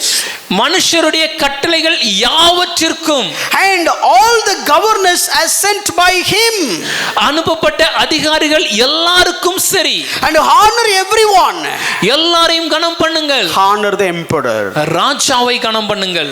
Even Bible says this, like you need to honor all your managers and all these people. When they say something contrary to the word or the nature of God, what should I do? வேதம் நமக்கு தெளிவாக சொல்கிறது, நம்முடைய எஜமான்களாக இருக்கட்டும், மேலதிகாரிகளாக இருக்கட்டும், எல்லாருக்கும் நாம் கீழ்ப்படிய வேண்டும் என்று. ஆனால் அவர்கள் சொன்ன காரியம், நம்மளுக்கு கொடுக்கப்பட்ட வேலை வேதத்திற்கு, தேவனுடைய குணாதிசயத்திற்கு முரண்பாடாக இருக்குமானால் நாம் என்ன செய்ய வேண்டும்? Let me tell you this. நான் இதை சொல்றேன் ஒரு விஷயம். If your manager is asking to tell a lie to the client, what would be your response? உங்க மேலதிகாரி நமக்கு வேலை கொடுத்திருக்கிற கிளையண்ட் கிட்ட பொய் சொல்ல சொன்னார்னா நீங்க என்ன செய்யணும்? புரியல உங்களுக்கு நான் கேட்டது. For example, if your manager is asking are telling, asking you to tell the client something nicely polished way, but that is a white lie. And this manager is really, very fond of you, and he is a kind of supervisor going to give a promotion or a transfer, whatever it is. How do you react? இப்போ நமக்கு ஒரு நல்ல ஒரு மேலதிகாரி இருக்கிறார். அவர் நம்மக்கிட்ட வந்து இந்த மாதிரி கிளையண்ட் கிட்ட ஒரு நல்ல விதத்தில் சொல்கிற, சாதுரியமாக சொல்கிறது, சாமர்த்தியமாக சொல்கிற விதத்தில் ஒரு வெள்ளை பொய் மாதிரி, பொய்யும் இல்லை பொய்யும் நமக்கு நல்லா தெரியும் அது பொய்ன்னு அப்படி சொல்கிறாரு. ஆனால் அவர் நம்மளோட நல்ல ஒரு நண்பராக, நல்ல ஒரு உறவோடு இருக்கிறாரு. நம்ம எதிர்கால ப்ரமோஷன், அடுத்த வருஷம் அப்ரைசல் எல்லாம் அவர் கரத்தில் இருக்குன்னா இப்போ நம்ம என்ன செய்வோம்? நீ என்ன செய்வீங்க? What would you do? அது சொல்கிற பொய்யை பொறுத்து. It depends upon the lie that they are asking us to say. We are working on it. That is not a lie basically. That is a status update. வேலை நடந்து கொண்டிருக்கிறது, அது நம்ம பொய்யனே எடுத்துக்கிறது இல்லை, நம்ம அதை status அப்டேட்டாக மாற்றிட்டோம். No, we will send the status update first. என்ன நடக்குதுங்கிற அப்டேட்டை முதல்ல அனுப்பிச்சிடுறோம். Then we'll ask, actually what is the requirement? இல்லை என்ன செய்யணும் முதல்ல? இப்போ where is the document? அதுக்கான டாக்குமெண்ட் இருக்கா? don't know the document. டாக்குமெண்டே இல்லையா? Check with on-site. No. இல்லை ஆன்சைட்ல கிட்ட கேளுங்க. But we will send the status. We are working on it. ஆனா மின்னஞ்சல் அனுப்பும்போது இல்ல நாங்க வேலை செய்து கொண்டிருக்கிறோம் அனுப்பிச்சிடுறோம். இது பொய்யா பொய் இல்லையா? Is this a lie or நான் உங்ககிட்ட கேட்டேன், நான் வேலை பார்க்கல. lie. இது பொய்யா பொய் இல்லையா? Lie or it's not lie. See, if you are doing business, நீங்க இப்போ தொழில் செய்றீங்க. If no man, this I have discussed this my cousin actually, my in-law. இதை நான் என்னுடைய மச்சானோட இதை குறித்து, மாப்பிள்ளையோட இதை நான் கலந்துரை செய்தேன். He'll say this. அவர் சொன்ன காரியம், Athamma, what I will do is, நான் என்ன செய்வேன்னா, if they are demanding so much reduction in one product, ஏதாவது ஒரு பொருள்ல நல்ல ரேட்டை குறைச்சு அவங்க கேட்டாங்கன்னா, automatically I'll increase the other product.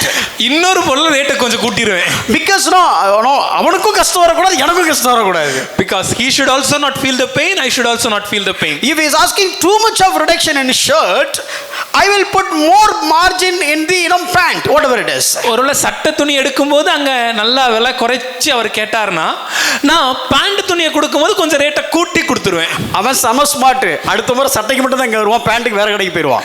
But the customers the next time will come only for the shirt. He is good smart in that. Because he knows that. ஏன்னா அவனுக்கும் அது தெரியும். That is not integrity.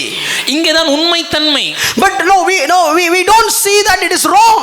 இத நம்ம தப்புன்னு யோசிக்கிறது இல்லையே. So I told this many times, but let me say this again. நான் பல நேரத்தை சொல்லியிருக்கேன், நான் மறுபடியும் சொல்ல விரும்புறேன். Now once my manager asked, did you call her and checked?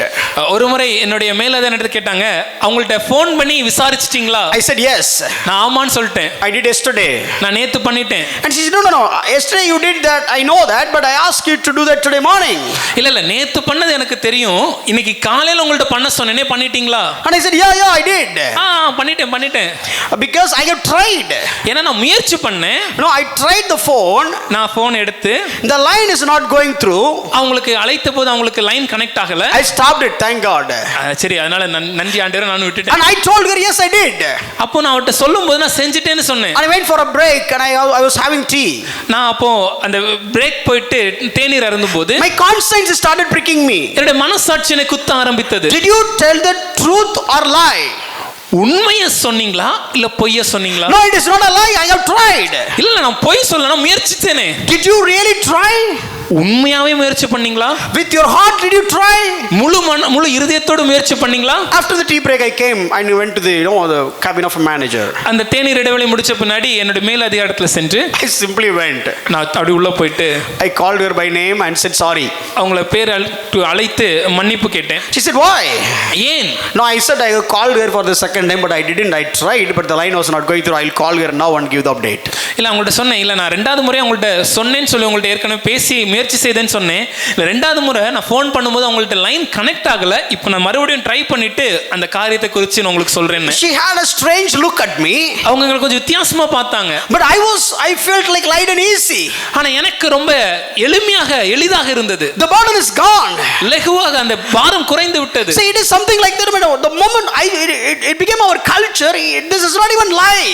இன்னைக்கு நம்ம கலாச்சாரம் இப்படி மாறதுனால இத நம்ம பொய்யாவே பார்க்கிறது இல்ல. But when you are in a work situation, when you are in a situation where you need to obey to your master, if you are obeying to master, this is not disobeying to God. What you should do?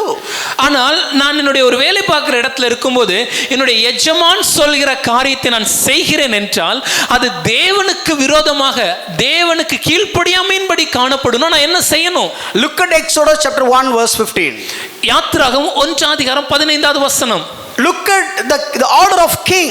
அங்கு ராஜா கொடுத்த கட்டளையை பாருங்கள். He is the king, king of Egypt, the Pharaoh, so super power.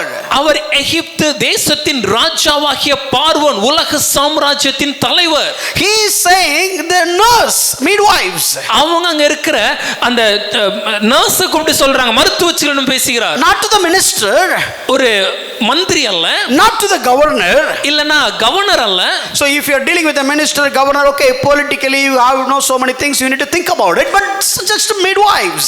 ஒரு மந்திரியோ இல்ல கவர்னர்னா கொஞ்சம் யோசிக்கணும், இவங்களும் அரசியல்ல இருக்கறாங்க, காரியங்களை குறித்து சிந்திக்கணும். ஆனா இப்ப பேசுறது ஒரு மருத்துவச்சி கூட. Telling the midwives, okay, kill all the male babies. மருத்துவச்சிடம் சொல்கிறார், எல்லா ஆண் குழந்தைகளையும் கொல்லுங்கள். But they didn't kill. ஆனா அவங்க கொல்லலப்பா. And when this man is calling her, அப்பொழுது அவங்க அழைத்து and ask her, why you didn't do that? ஏன் நீங்க அதை செய்யல? See, look at, there is a choice between them. அவர்களுக்கு முன்பாக ஒரு தேர்வு காணப்படுகிறது. See, this Jehovah God is not their God actually. இந்த யெகோவா தேவன் அவர்களுடைய தேவன் அல்ல. I don't know how come they know how much they have known about this Jehovah God. அவர்கள் எந்த அளவுக்கு இந்த யெகோவா தேவனை குறித்து அறிந்திருந்தார்கள் என்று எனக்கு தெரியாது. But they know about the Pharaoh. ஆனால் அவர்களுக்கு பார்வோனை குறித்து நன்றாக தெரியும். If I disobey, he will kill me. நான் பார்வோன் கட்டளையை கீழ்ப்படியாவிட்டால் அவர் என்னை கொலை செய்வார். I know how stringent he is. அவர் எவ்வளவு கொடூரமானவர் என்பதை அறிவேன். And he said, if you find a son, you kill them, kill it. அவர் எனக்கு கொடுத்த ஆணை என்னவென்றால் ஒரு ஆண் குழந்தையை பார்த்தால் கொலை செய்ய வேண்டும். So far this midwives never heard about this Jehovah God. இதுவரைக்கும் இந்த மருத்துவச்சிகள்லாம் யெகோவா தேவனை குறித்து அறிந்ததில்லை. In the recent past there are so many things are happening in their country. இந்த கடந்த சில வருடங்களாக அவங்க நாட்டில் அநேக காரியங்கள் நடந்து கொண்டிருக்கிறது. So now only they are hearing, oh, who is this, oh, that is this God. அப்ப இப்போதான் அவங்களுக்கு ஐயா இந்த யெகோவா தேவன் யார், இவரா, அவர் எப்படிப்பட்டவர் என்று அறிந்திருந்தார்கள். Now they have a choice. இப்போ அவங்களுக்கு முன்னாடி ஒரு தேர்வு, whether I need to obey the king whom I know very well, or whether I need to obey the God of Israel whom I know about very little. நான் நன்றாக அறிந்திருக்கிற இந்த பார்வோன் ராஜாவின் ஆணைக்கு கீழ்ப்படிவதா, இல்லை என்றால் நான் கொஞ்சம் அறிந்திருக்கிற இந்த இஸ்ரவேல் தேசத்தின் தேவனுக்கு நான் கீழ்ப்படிவதா? I want you to look at this very carefully. நீங்க கொஞ்சம் இத கவனமா பார்க்கணும். Even an Israelite man didn't have that mentality. ஒரு இஸ்ரவேல் தேசத்தானுக்கு கூட இப்படிப்பட்ட ஒரு மனதின் எண்ணம் இல்லை. Who has enjoyed the blessings of God. தேவனுடைய ஆசீர்வாதங்களை அனுபவித்தவன். Who has the promise. தேவனுடைய வாக்குத்தத்தங்களை உடையவன். Who has the Abrahamic covenant. ஆபிரகாமின் அந்த உடன்படிக்கையை குறியவன். Who knew about this God. தேவனை அறிந்தவன். They were not ready to obey in this way. ஆனால் அவர்கள் கூட இந்த மாதிரி அவர்கள் கீழ்ப்படிய தயாராக இல்லை. Look at Exodus chapter 1 verse 17. யாத்திராகமம் 1:17 வசனம். But the midwives feared God and did not do as the king of Egypt commanded them. மருத்துவச்சிகளோ தேவனுக்கு பயந்ததினால் எகிப்தின் ராஜா தங்களுக்கு இட்ட கட்டளைப்படி செய்யாமல், a known king and an unknown God. அறிந்த ராஜா, நான் அறியாத தேவன். What is your response? ஆனால் என்னுடைய மறு உத்தரவு என்ன? Oh, a supervisor who is standing before me and a God who is there everywhere but I didn't see him. எனக்கு முன்பாக கண்களுக்கு தெரிகிற என்னுடைய மேலதிகாரிய எஜமான் அதே நேரத்தில் எல்லா இடத்திலும் இருந்தாலும் என்னுடைய கண்களால் நிதர்சனமாக பார்க்க முடியாத நித்திய தேவன். And one side I have the employer who is giving salary every month one side, the other side I know God is blessing but I didn't touch it, feel it or sense it. ஒரு பக்கம் ஒவ்வொரு மாதமும் எனக்கு ஊதியத்தை தருகிற என்னுடைய மேலதிகாரி இருக்கிறார், இன்னொரு பக்கத்துல தேவன் அவர் எனக்கு தெரியும் ஆசீர்வதிக்கிறார், எனக்கு தேவைகளை சந்திக்கிறார், ஆனா என்னால தொட்டு பார்க்க முடியல, சிந்திக்க முடியலையே. In reality my manager is before me. நிதர்சன உண்மையாக என்னுடைய எஜமான் எனக்கு முன்பாக இருக்கிறார். Spiritually I don't understand I have a God. ஆனால் ஆவிக்குரிய கண்களோடு எனக்கு புரிகிறது தேவன் இருக்கிறார் என்று. If I resist him today, tomorrow he will deal me, this manager. இன்னைக்கு நான் எஜமானை எதிர்த்து நின்றேன் என்றால் நாளைக்கு எனக்கு வேலை இருக்குமா இல்லையா? But I don't know about God. ஆனா தேவனை குறித்து எனக்கு தெரியாது. Even in this situation, இந்த சூழ்நிலையிலும் கூட he is the reality, he is the spiritual realm. இங்கே நிதர்சன உண்மை, இங்கே நம்மளுடைய ஆவிக்குரிய உண்மை. In that state, what was my decision? இந்த சூழ்நிலையில என்னுடைய முடிவு என்ன? You know, when I was reading, I was really wondering. இதை குறித்து நான் படிக்கும்போது உண்மையா நான் ஆச்சரியப்பட்டேன். The next verse says, அடுத்த வசனம் சொல்கிறது, so God dealt well with the midwives. இது நிமித்தம் தேவன் மருத்துவச்சிகளுக்கு நன்மை செய்தார். Not because of descendant of Abraham. ஆபிரகாமின் சந்ததி எண்ணப்பட்டதினால் அல்ல. Not because of they worshipped the Lord. இல்ல இந்த தேவனை ஆராதித்தவர்கள் என்பதினால் அல்ல. Not because of they called unto this God. இல்ல இந்த தேவனை அவர்கள் கூப்பிட்டது நிமித்தமாக அல்ல. Not because of their pious. இல்லனா அவங்க தேவ பக்தியோடு வாழ்ந்ததினால் அல்ல. They didn't know this God. அவர்களுக்கு இந்த தேவனை குறித்தே தெரியாது. But still, ஆனாலும் according to their conscience, அவங்களுடைய மனசாட்சியின்படி they know that it is not right. அவர்களுக்கு தெரியும் இது தவறு என்று. And they are afraid about their God, Israelites God. அவர்கள் இஸ்ரவேலின் தேவனை குறித்து பயந்து இந்த காரியத்தை செய்தார்கள். அவங்க தெய்வத்துக்கு பயப்படல, அடுத்தவன் தெய்வத்துக்கு பயந்து ஒரு நன்மையான காரியத்தை செஞ்சா அது நிமித்தமாக தேவன் அவர்களை ஆசீர்வதித்தார். They were not afraid of their own gods, but they were afraid of other people, which is the Israelites' God, and based on that fear of God they did the right thing and God blessed them because of that. My dear friend, maybe one end you have Pharaoh. ஒருவேளை எனக்கு அன்பான நண்பர்களே, ஒரு பக்கம் நிற்பவர் பார்வோனாக இருக்கலாம். One end God seems like anonymous. இன்னொரு பக்கம் மறைந்திருக்கிற தேவனாக காணப்படலாம். One side, Pharaoh is just threatening you, it's a life threat. ஒரு பக்கம் பார்வோன் வாழ்வா சாவா என்ற நிலையில் உங்களுக்கு முன்பாக காணப்படலாம். You may lose your job. உங்க வேலையை நீங்க இழக்க நேரிடலாம். Whatever may happen. என்ன வேண்டுமானாலும் நடக்கலாம். Your family will be in trouble. உங்க குடும்பத்திற்கு இது பிரச்சனையாக மாறலாம். But whatever it is, ஆனால் எப்படி இருந்தாலும் சரி, if you stand right, நீங்கள் உண்மைக்காக நிற்பீர்கள் if you என்றால், stand for truth, நீங்கள் சத்தியத்திற்காக நிற்பீர்கள் என்றால், even your head is being removed, ஒருவேளை உங்கள் தலை துண்டிக்கப்பட்டாலும் சரி, stand for the truth. சத்தியத்திற்காகவே நில்லுங்கள். Just because of that, God will bless you. அப்படி நீங்க நின்னீங்கன்னா அதுக்காகவே தேவன் உங்களை ஆசீர்வதிப்பார். Hallelujah. Hallelujah. If you know that it is wrong, ஐயா இது தவறுன்னு உங்களுக்கு தெரிஞ்சதுன்னா stand for it. நில்லுங்கய்யா. Stand for it. சத்தியத்திற்காக நில்லுங்க. God will back you up. தேவன் உங்களுக்கு துணை நிற்பார். If not, இல்லை என்றால், maybe the other person is not sinning because their God is not telling that, but you know that and you are sinning. ஒருவேளை மற்றவர்களுக்கு இது தவறாக பாவமாக இல்லாமல் இருக்கலாம், ஏனென்றால் அவர்கள் தேவன் இதை அவர்களுக்கு சொல்லவில்லை, ஆனால் நம்ம தேவன் நமக்கு சொன்னதுனால அது தவறு பாவம், ஆகவே செய்யக்கூடாது. See, we have read what Peter has written, right, about obeying the authority just now. கொஞ்சம் முன்னாடி தான் பேதுரு அதிகாரத்துக்கு கீழ்ப்படிதல் குறித்து எழுதியிருந்ததை நாம் வாசித்தோம். But look at, there was an incident the same in the life of Saint Peter. ஆனா அதே பேதுருடைய வாழ்க்கையில ஒரு சம்பவம் நடந்தது. Acts chapter 4 verse 17. அப்போஸ்தலர் 4ஆம் அதிகாரம் 17வது வசனம். So this guy preached, our பிரசங்கிக்கிறார், and healed a layman, அங்க நடக்க முடியாத ஒரு மனிதனுக்கு சுகம் கிடைக்கிறது, and he became a sensational of the city. அது அந்த நகரம் முழுவதும் பேசும் பொருளாக மாறுகிறது. Brought into the court. இப்பொழுது வழக்கு மன்றத்துக்கு அழைத்து வரப்படுகிறார்கள். And they are telling, okay, we cannot do anything, at least tell them that, okay, don't speak about this name. எங்களால இவங்களால ஒன்றும் செய்ய முடியாது, ஆனா இப்போ இது மட்டும் சொல்றோம், இனி இந்த பேரை பத்தி நீங்க பேசக்கூடாது. Let's warn them, let's threaten them and send them out. அவங்களுக்கு ஒரு எச்சரிக்கை கொடுத்து அவங்கள கொஞ்சம் எச்சரித்து அனுப்பிச்சு விடுவோம். Look at Peter's response. அதற்கு பேதுரு சொன்ன மறு உத்தரவு என்ன? He is talking to rulers. அவர் அதிகாரிகளிடம் பேசிக் He is கொண்டிருக்கிறார். talking to officers. Our எஜமான்களிடம் basic He is கொண்டிருக்கிறார். talking to priests. அவர் ஆசாரியர்களிடம் பேசுகிறார். He is talking to a higher official board. தனக்கு மேல் இருக்கிற ஒரு நீதிமன்ற வழக்காடு மன்றத்திடம் அவர் See, பேசுகிறார். when it comes to Jew, there are 3 laws. யூதர்களை பொறுத்த வரைக்கும் 3 விதமான சட்டங்கள் உண்டு. One is their Jewish law. அவங்க யூதர்கள் பின்பற்றுகிற சட்டம். Second one is their temple law.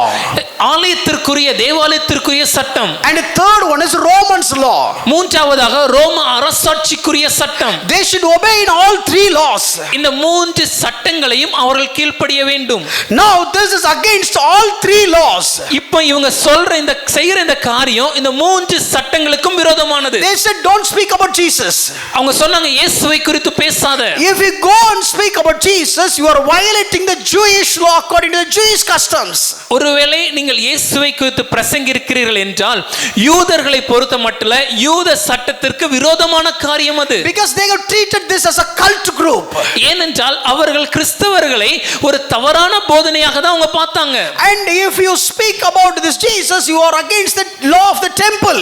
அதே போல நீங்க இயேசுவை குறித்து பேசுனீங்கன்னா தேவாலய சட்டத்திற்கு மாறாக நீங்கள் செயல்படுகிறீர்கள். Because you are preaching other temple like you are the church. ஏனென்றால் நீங்கள் பிரசங்கிக்கிற காரியமே நீங்களே தேவனுடைய ஆலயம் என்று பிரசங்கிக்கிறீர்கள். And you are speaking against the Romans law because you are talking about other king where Caesar is the king. அது மாத்திரமல்லாமல் இப்பொழுது இயேசுவை குறித்து பிரசங்கிக்கும் போது அது ரோம சட்டத்திற்கும் விரோதமாக இருக்கிறது. ஏனென்றால் ரோம சட்டம் சீசரை ராஜா என்கிறது, நீங்களோ இயேசுவை ராஜா என்கிறீர்கள். So you are violating all the 3 laws. ஆகவே இந்த 3 விதமான சட்டங்களுக்கும் மாறுபட்டு நீங்கள் செயல்படுகிறீர்கள். So the punishment is very immediate. இந்த சட்டங்களை மீறுவதனால உண்டாகும் தண்டனை உடனடியாக And it's கொடுக்கப்படும். life threatening. அது மாத்திரமல்ல அது வாழ்க்கைக்கு ஆபத்தாக And மாறும். you got the warning right now. இப்பொழுது அதுக்கான எச்சரிக்கை. Look at the response of Peter when they have given the warning. இந்த மாதிரியான ஒரு எச்சரிக்கையை பேதுருவிடம் கொடுத்தபோது பேதுரு என்ன சொன்னார் தெரியுமா? Look at Acts chapter 4 verse 17. அப்போஸ்தலர் 4ஆம் அதிகாரம் 17வது வசனம். Let us warn them to speak no more to anyone in this name. So they called them and charged them not to speak or teach at all in the name of Jesus Christ. இது முதல் ஒருவரோடும் இந்த நாமத்தை குறித்து பேசக்கூடாது என்று அவர்களை உறுதியாய் பயமுறுத்த வேண்டும் என்று சொல்லிக்கொண்டு அவர்களை அழைத்து இயேசுவின் நாமத்தை எவ்வளவும் பேசவும் போதிக்கவும் கூடாது என்று அவர்களுக்கு கட்டளையிட்டார்கள். It's a charge. இது ஒரு கட்டளை. This charge is something like a military charge. இது ஒரு ராணுவ கட்டளை போன்ற ஒரு கட்டளை. This is something I am telling to you, you should do that or you should not do that. If you violate, you will be killed or will be punished. நான் இந்த கட்டளை உனக்கு கொடுக்கிறேன், இந்த கட்டளையின்படி நீ செய்தே ஆக வேண்டும். ஒருவேளை இதை நீ செய்யலனா உனக்கு இது வாழ்க்கைக்கு ஆபத்தாக மாறும். Look at the response of Peter. ஆனா அதுக்கு பேதுரு சொன்ன பதில பாருங்க. 19th verse. 19வது வசனம். But Peter and John answered them, whether it is right in the sight of God to listen to you rather than to God, you must judge. பேதுருவும் யோவானும் அவர்களுக்கு பிரதியுத்தரமாக, தேவனுக்கு செவி கொடுக்கிறதை பார்க்கிலும் உங்களுக்கு செவி கொடுக்கிறது தேவனுக்கு முன்பாக நியாயமாயிருக்குமோ என்று நீங்களே நிதானித்து பாருங்கள். Which is right? ஐயா எது சரி? Do I need to obey your authority? உங்க அதிகாரத்துக்கு கீழ்ப்படிகிறதா? Do I need to obey your word? இல்ல உங்க வார்த்தைக்கு கீழ்ப்படிகிறதா? Or do I need to obey the one who has instituted you above me? Do I need to obey to him or not? இல்ல உங்களை எனக்கு மேலாக அதிகாரமாக வைத்திருக்கிற அந்த தேவனுடைய வார்த்தைக்கு நான் கீழ்ப்படிகிறதா? Look at the courage. அவங்களுக்கு இருந்த தைரியத்தை பாருங்க. Look at how they have spoke. எப்படி தைரியமா பேசுறாங்க. So they have spoken with courageous because that same passage says before they start the conversation they are being filled by the Holy Spirit. அவர்களால் எப்படி இப்படி ஒரு தைரியமான காரியத்தை பேச முடிந்ததுன்னு யோசிச்சோனா அதே வேத பகுதி நமக்கு சொல்கிறது அவர்கள் அவங்களுடைய பேசும் முன்பாகவே அவர்கள் பரிசுத்த ஆவியினாலே நிறைந்திருந்தார்கள். So that's what I said, keep praying about Lord fill me with your Holy Spirit. ஆகவே தான் நான் உங்களுக்கு மறுபடியும் சொல்கிறேன், எப்பொழுதும் ஜெபியுங்கள் பரிசுத்த ஆவியானவர் எம்மை நிரப்பும் என்று. 8th verse says they have been filled by the Holy Spirit.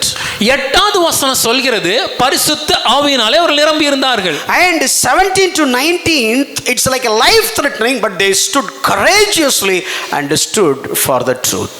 ஆனால் 17ஆம் வசனத்திலிருந்து 19ஆம் வசனம் வரைக்கும் பார்க்கும்போது வாழ்வா சாவா அவ்வளவாய் இந்த சூழ்நிலை வந்த போதும் கூட தைரியமாய் நின்று அவர்கள் பேசினதை பார்க்கிறோம். Let me give some historical illustrations so that you can understand it very well. வரலாற்றிலிருந்து ஒரு சில காரியங்களை நன்றாக புரிவதற்காக சொல்ல விரும்புகிறேன். See, Socrates has a different kind of religious views. Socrates என்பவருக்கு வித்தியாசமான மத நம்பிக்கை உண்டு. He has a belief system of put together all the Greek tradition and he formed his own belief system. Socrates என்பவர் அந்த கிரேக்க நாட்டில் காணப்பட்ட வித்தியாசமான எல்லா மத கொள்கைகளையும் இணைத்து அவர் ஒரு புதிய ஒரு சித்தாந்தத்தை அவர் ஏற்படுத்தி இருந்தார். He started speaking this philosophical ideas to all the people. அவர் இந்த புது சித்தாந்தத்தை குறித்து எல்லா ஜனங்களிடத்தில் அவர் பேசிக் கொண்டிருந்தார். This is BC. Okay, you need to understand that. இது கிறிஸ்துவுக்கு முன்பாக நடந்த ஒரு காரியம், அதை நீங்க மனதில் வைத்துக் கொள்ளுங்க. 470 BC. கிறிஸ்துவுக்கு முன்பு 470 வருடம். Whatever I have quoted in Acts 4 that has not been written. அப்போஸ்தலர் 4ஆம் அதிகாரத்தில் இப்ப நாம் தியானித்த காரியங்கள் இப்பொழுது எழுதப்படவில்லை, நடக்கவில்லை.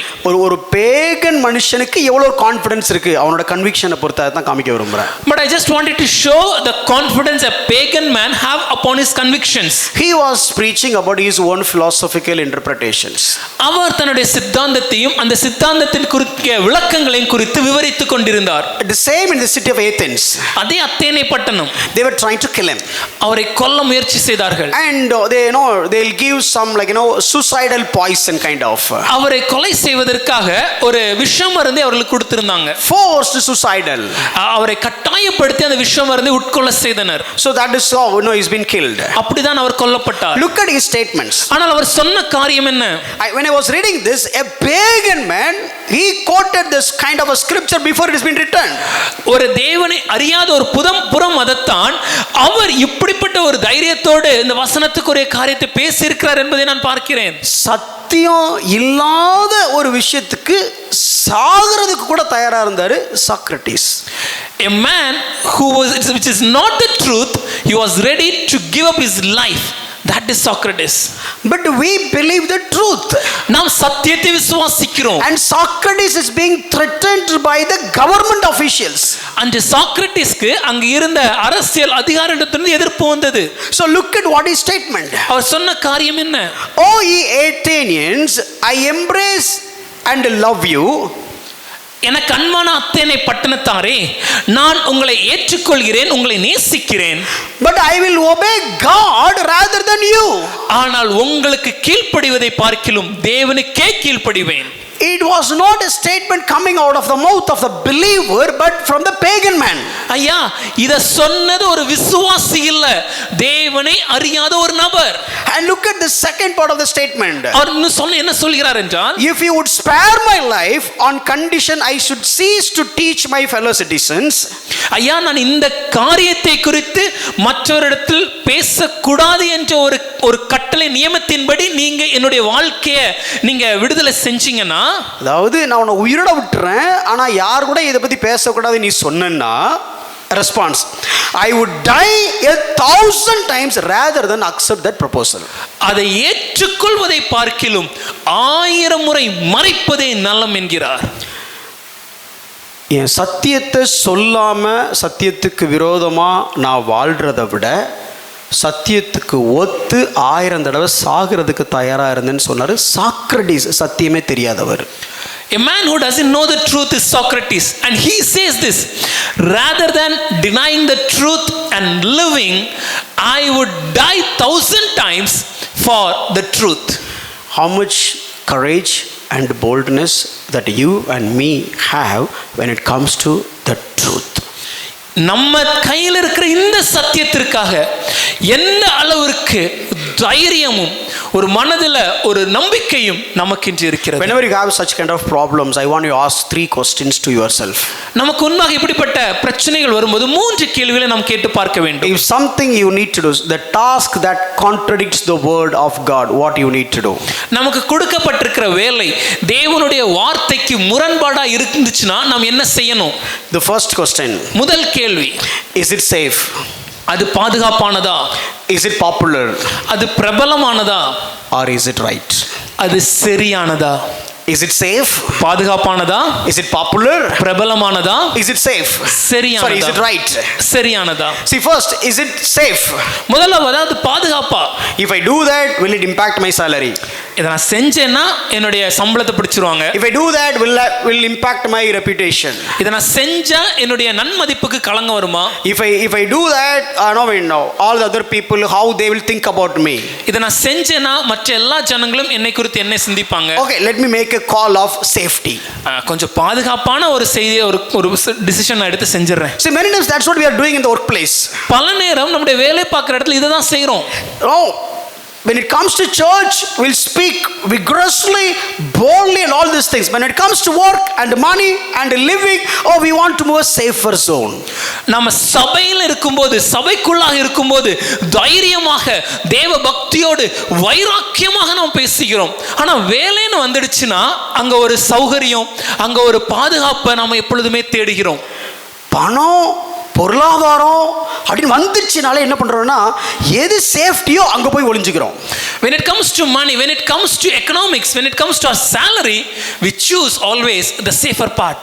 So when I was about to resign my job, நான் என் வேலையை ரிசைன் செய்வதற்கு முன்பாக there was a meeting held in Chennai. சென்னையில் வைத்து ஒரு மீட்டிங் நடந்துச்சு. So I was in the meeting, there was a guest speaker.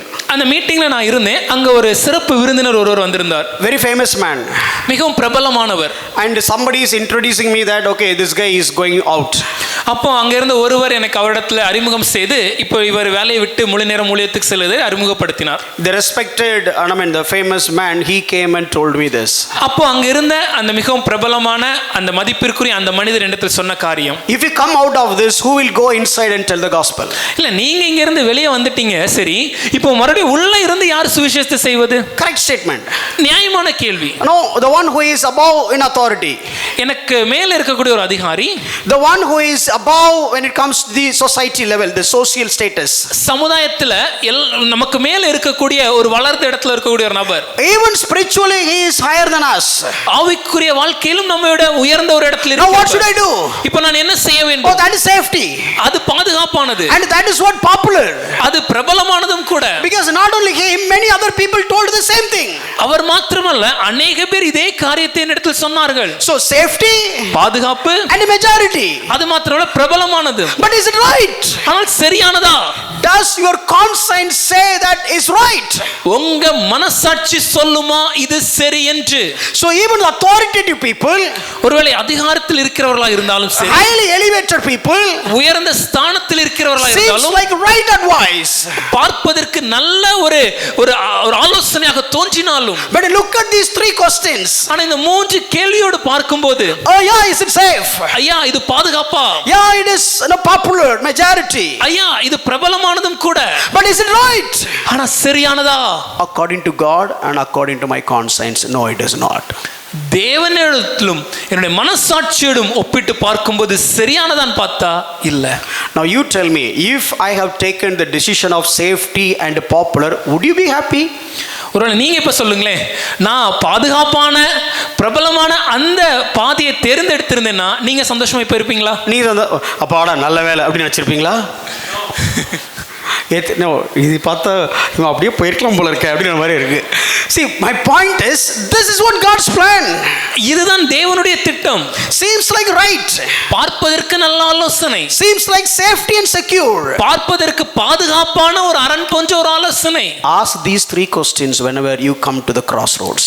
ஆனா வாழ்க்கையில எந்த முடிவெடுக்க தெரியாமல் திக்கி நிற்கும் போது இந்த மூன்று கேள்விகளை நீங்கள் கேட்டு பாருங்கள். And when it comes to these kind of decisions, don't look at only your reputation. நீங்க இந்த மாதிரி முடிவுகளை எடுக்கும்போது உங்களுடைய நன்மதிப்பை மாத்திரம் பார்க்காதீர்கள். No, have your conscience clear before God. தேவனுக்கு முன்பாக நல் மனசாட்சியோடு இருங்கள். Many times people are asking about this promotion or moving job or these things. They will always come with this statement, safety and the popular. பல நேரங்கள்ல இந்த மாதிரி பதவியோ இல்ல பதவி மாறுதலோ இப்படிப்பட்ட பணி மாறுதலோ இப்படிப்பட்ட காரியங்களை குறித்து ஜனங்கள் பேசும்போது ரெண்டு காரியங்கள் மேலோங்கி காணப்படும். ஒன்று பாதுகாப்பு, இன்னொன்று பிரபலம். ஏன்னா நம்ம இந்த வேலை வாழ்க்கைன்னு வந்துட்டா மட்டும் சேஃப்டி தான் பார்க்குறோம். When it comes to life and when it comes to our job, we always hide behind the safety. Having the safety as right, it's not right. பாதுகாப்பா எப்பொழுது இருக்கணும் நம்ம அதுதான் சரி நினைக்கிறதே சரியான ஒரு எண்ணம் அல்ல. Christians should obey authority, but when authority decrees or clearly contrary to God's word, God must be obeyed. கிறிஸ்தவர்கள் நிச்சயமாகவே அதிகாரத்திற்கு கீழ்ப்படிய வேண்டும். ஆனால் அதிகாரத்தில் இருக்கிறவர்கள் கொடுக்கிற கட்டளைகள் தேவனுடைய வார்த்தைக்கு விரோதமாக இருக்கும் என்றால், முரண்பாடாக இருக்கும் என்றால் தேவனுக்கே கீழ்ப்படிய வேண்டும். சார் அந்த ஒரு டாக்குமெண்ட் மட்டும் தப்பா கொடுத்துட்டோம் அப்படின்னா நம்ம ஆன்சைட் போயிடலாம் sir. If I give this one document in a maligned way, I can easily go to on site. Everybody is doing that, sir. ஐயா எல்லாரும் அதை பண்றாங்களே. There is nothing wrong. அதுல எந்த தவறும் இல்ல. Everybody is doing it. எல்லாரும் செய்யறதானே. Popular. பிரபலமானது. Look at your conscience. மனசாட்சியோட யோசிங்க. Look at your conscience. மனசாட்சியோட கேளுங்க. You want to keep your conscience clear before God, or else use it as an opportunity for your safety and security. தேவனுக்கு முன்பாக நல் மனசாட்சியோடு இருக்கிற ஒரு பாதையை தேர்ந்தெடுக்கிறோமா, இல்லைனா என்னுடைய பாதுகாப்புக்காக என்னுடைய செக்யூரிட்டிக்காக நான் ஒரு காரியத்தை தேர்ந்தெடுக்கிறேனா? The second point is, இரண்டாவது காரியம், anything and everything put it, is it the will of God? நீங்க செய்கிற காரியம் என்னதாக இருந்தாலும் எதுவாக இருந்தாலும் இதுல ஒப்பிட்டு பாருங்க, இது தேவனுடைய சித்தமா? Scrutinize it. அதை சோதித்தறியுங்கள். Test it. செக் பண்ணுங்க. Put it in acid test and find out if God would have been here, would he tell me that, okay, do that? ஒரு சோதனை வைத்து தேவன் இப்பொழுது இந்த இடத்துல இருந்தார் என்றால் தேவன் இந்த காரியத்தை என்னை செய்ய சொல்வாரான்னு கேட்டறியுங்கள். Let me tell you, even if you know, if it seems like dangerous, if you violate the law of the world but adhere the law of the heaven, let me tell you, God will take care of the rest of the journey. ஐயா, உலகத்தின் சட்டத்தின்படி இதை நான் செய்வது எனக்கு ஆபத்தா இருந்தாலும் தேவனுடைய பரலோக சட்டத்தின்படி அது சரியாக இருக்குமே ஆயின் அதை நான் செய்யும் போது தேவன் மற்ற எல்லா காரியங்களும் எனக்காக துணை நிற்கிறார். See, there was a pastor, his name is Martini from Spain. Spain தேசத்துல மார்டினி என்ற பெயர் கொண்ட ஒரு போதகர் இருந்தார். And in Spain there was a law, if you have more than 15 people, you should not preach the crowd. Spain தேசத்துல ஒரு விதமான சட்டம் இருந்தது. என்னவென்றால் 15 நபர்களுக்கு மேலான ஒரு கூட்டம் கூடிச்சுனா அங்க பிரசங்கிக்க கூடாது. If it is less than 15, you can do it. ஒரு 15 பேருக்கு குறைவாக இருந்தாங்கன்னா நீங்க பிரசங்கிக்கலாம். So if you have more than 20, if you preach, then it is like a offense. மன்னிக்கவும், 20 பேருக்கு மேலாக கூட்டத்திற்கு பிரசங்கம் செய்தோம்னா அது அங்க நாட்டின் சட்டத்தின்படி குற்றம். And he was in a meeting and there were 12 persons. அப்பொழுது அவர் ஒரு கூட்டத்தில் இருந்தார். அங்க 12 ஜனங்கள் இருந்தார்கள். Just 12 persons. 12 பேர் தான். And he was preaching the gospel. அவர் சுவிசேஷத்தை பிரசங்கித்தார். And a few people came. அப்ப இன்னும் கொஞ்சம் பேர் வந்தாங்க. And they said, அவங்க சொன்னாங்க, sir, you are preaching here only 12 people, but there are 200 people out there, can you come out and preach? ஐயா, இங்க 12 பேர் இருக்கிறாங்க, இவங்களுக்கு நீங்க பிரசங்கிக்கிறீங்க நல்லதுதான், ஆனா வெளியே 200 பேர் இருக்கிறாங்க, அங்க வந்து அவங்களுக்கு பிரசங்கிக்க முடியுமா? More than 250 people are waiting outside, can you come out and preach? 250க்கும் அதிகமான ஜனங்கள் வெளியே காத்து கொண்டிருக்கிறார்கள், அவர்களுக்கு வந்து பிரசங்கிக்க முடியுமா? If you are there in this situation, what would be your decision? நீங்க இந்த சூழ்நிலையில் இருந்தீங்கன்னா நீங்க என்ன முடிவு எடுப்பீங்க? என்ன முடிவு எடுத்திருப்பீங்க? பதில் சொல்ல மாட்டீங்க, அப்படித்தானே?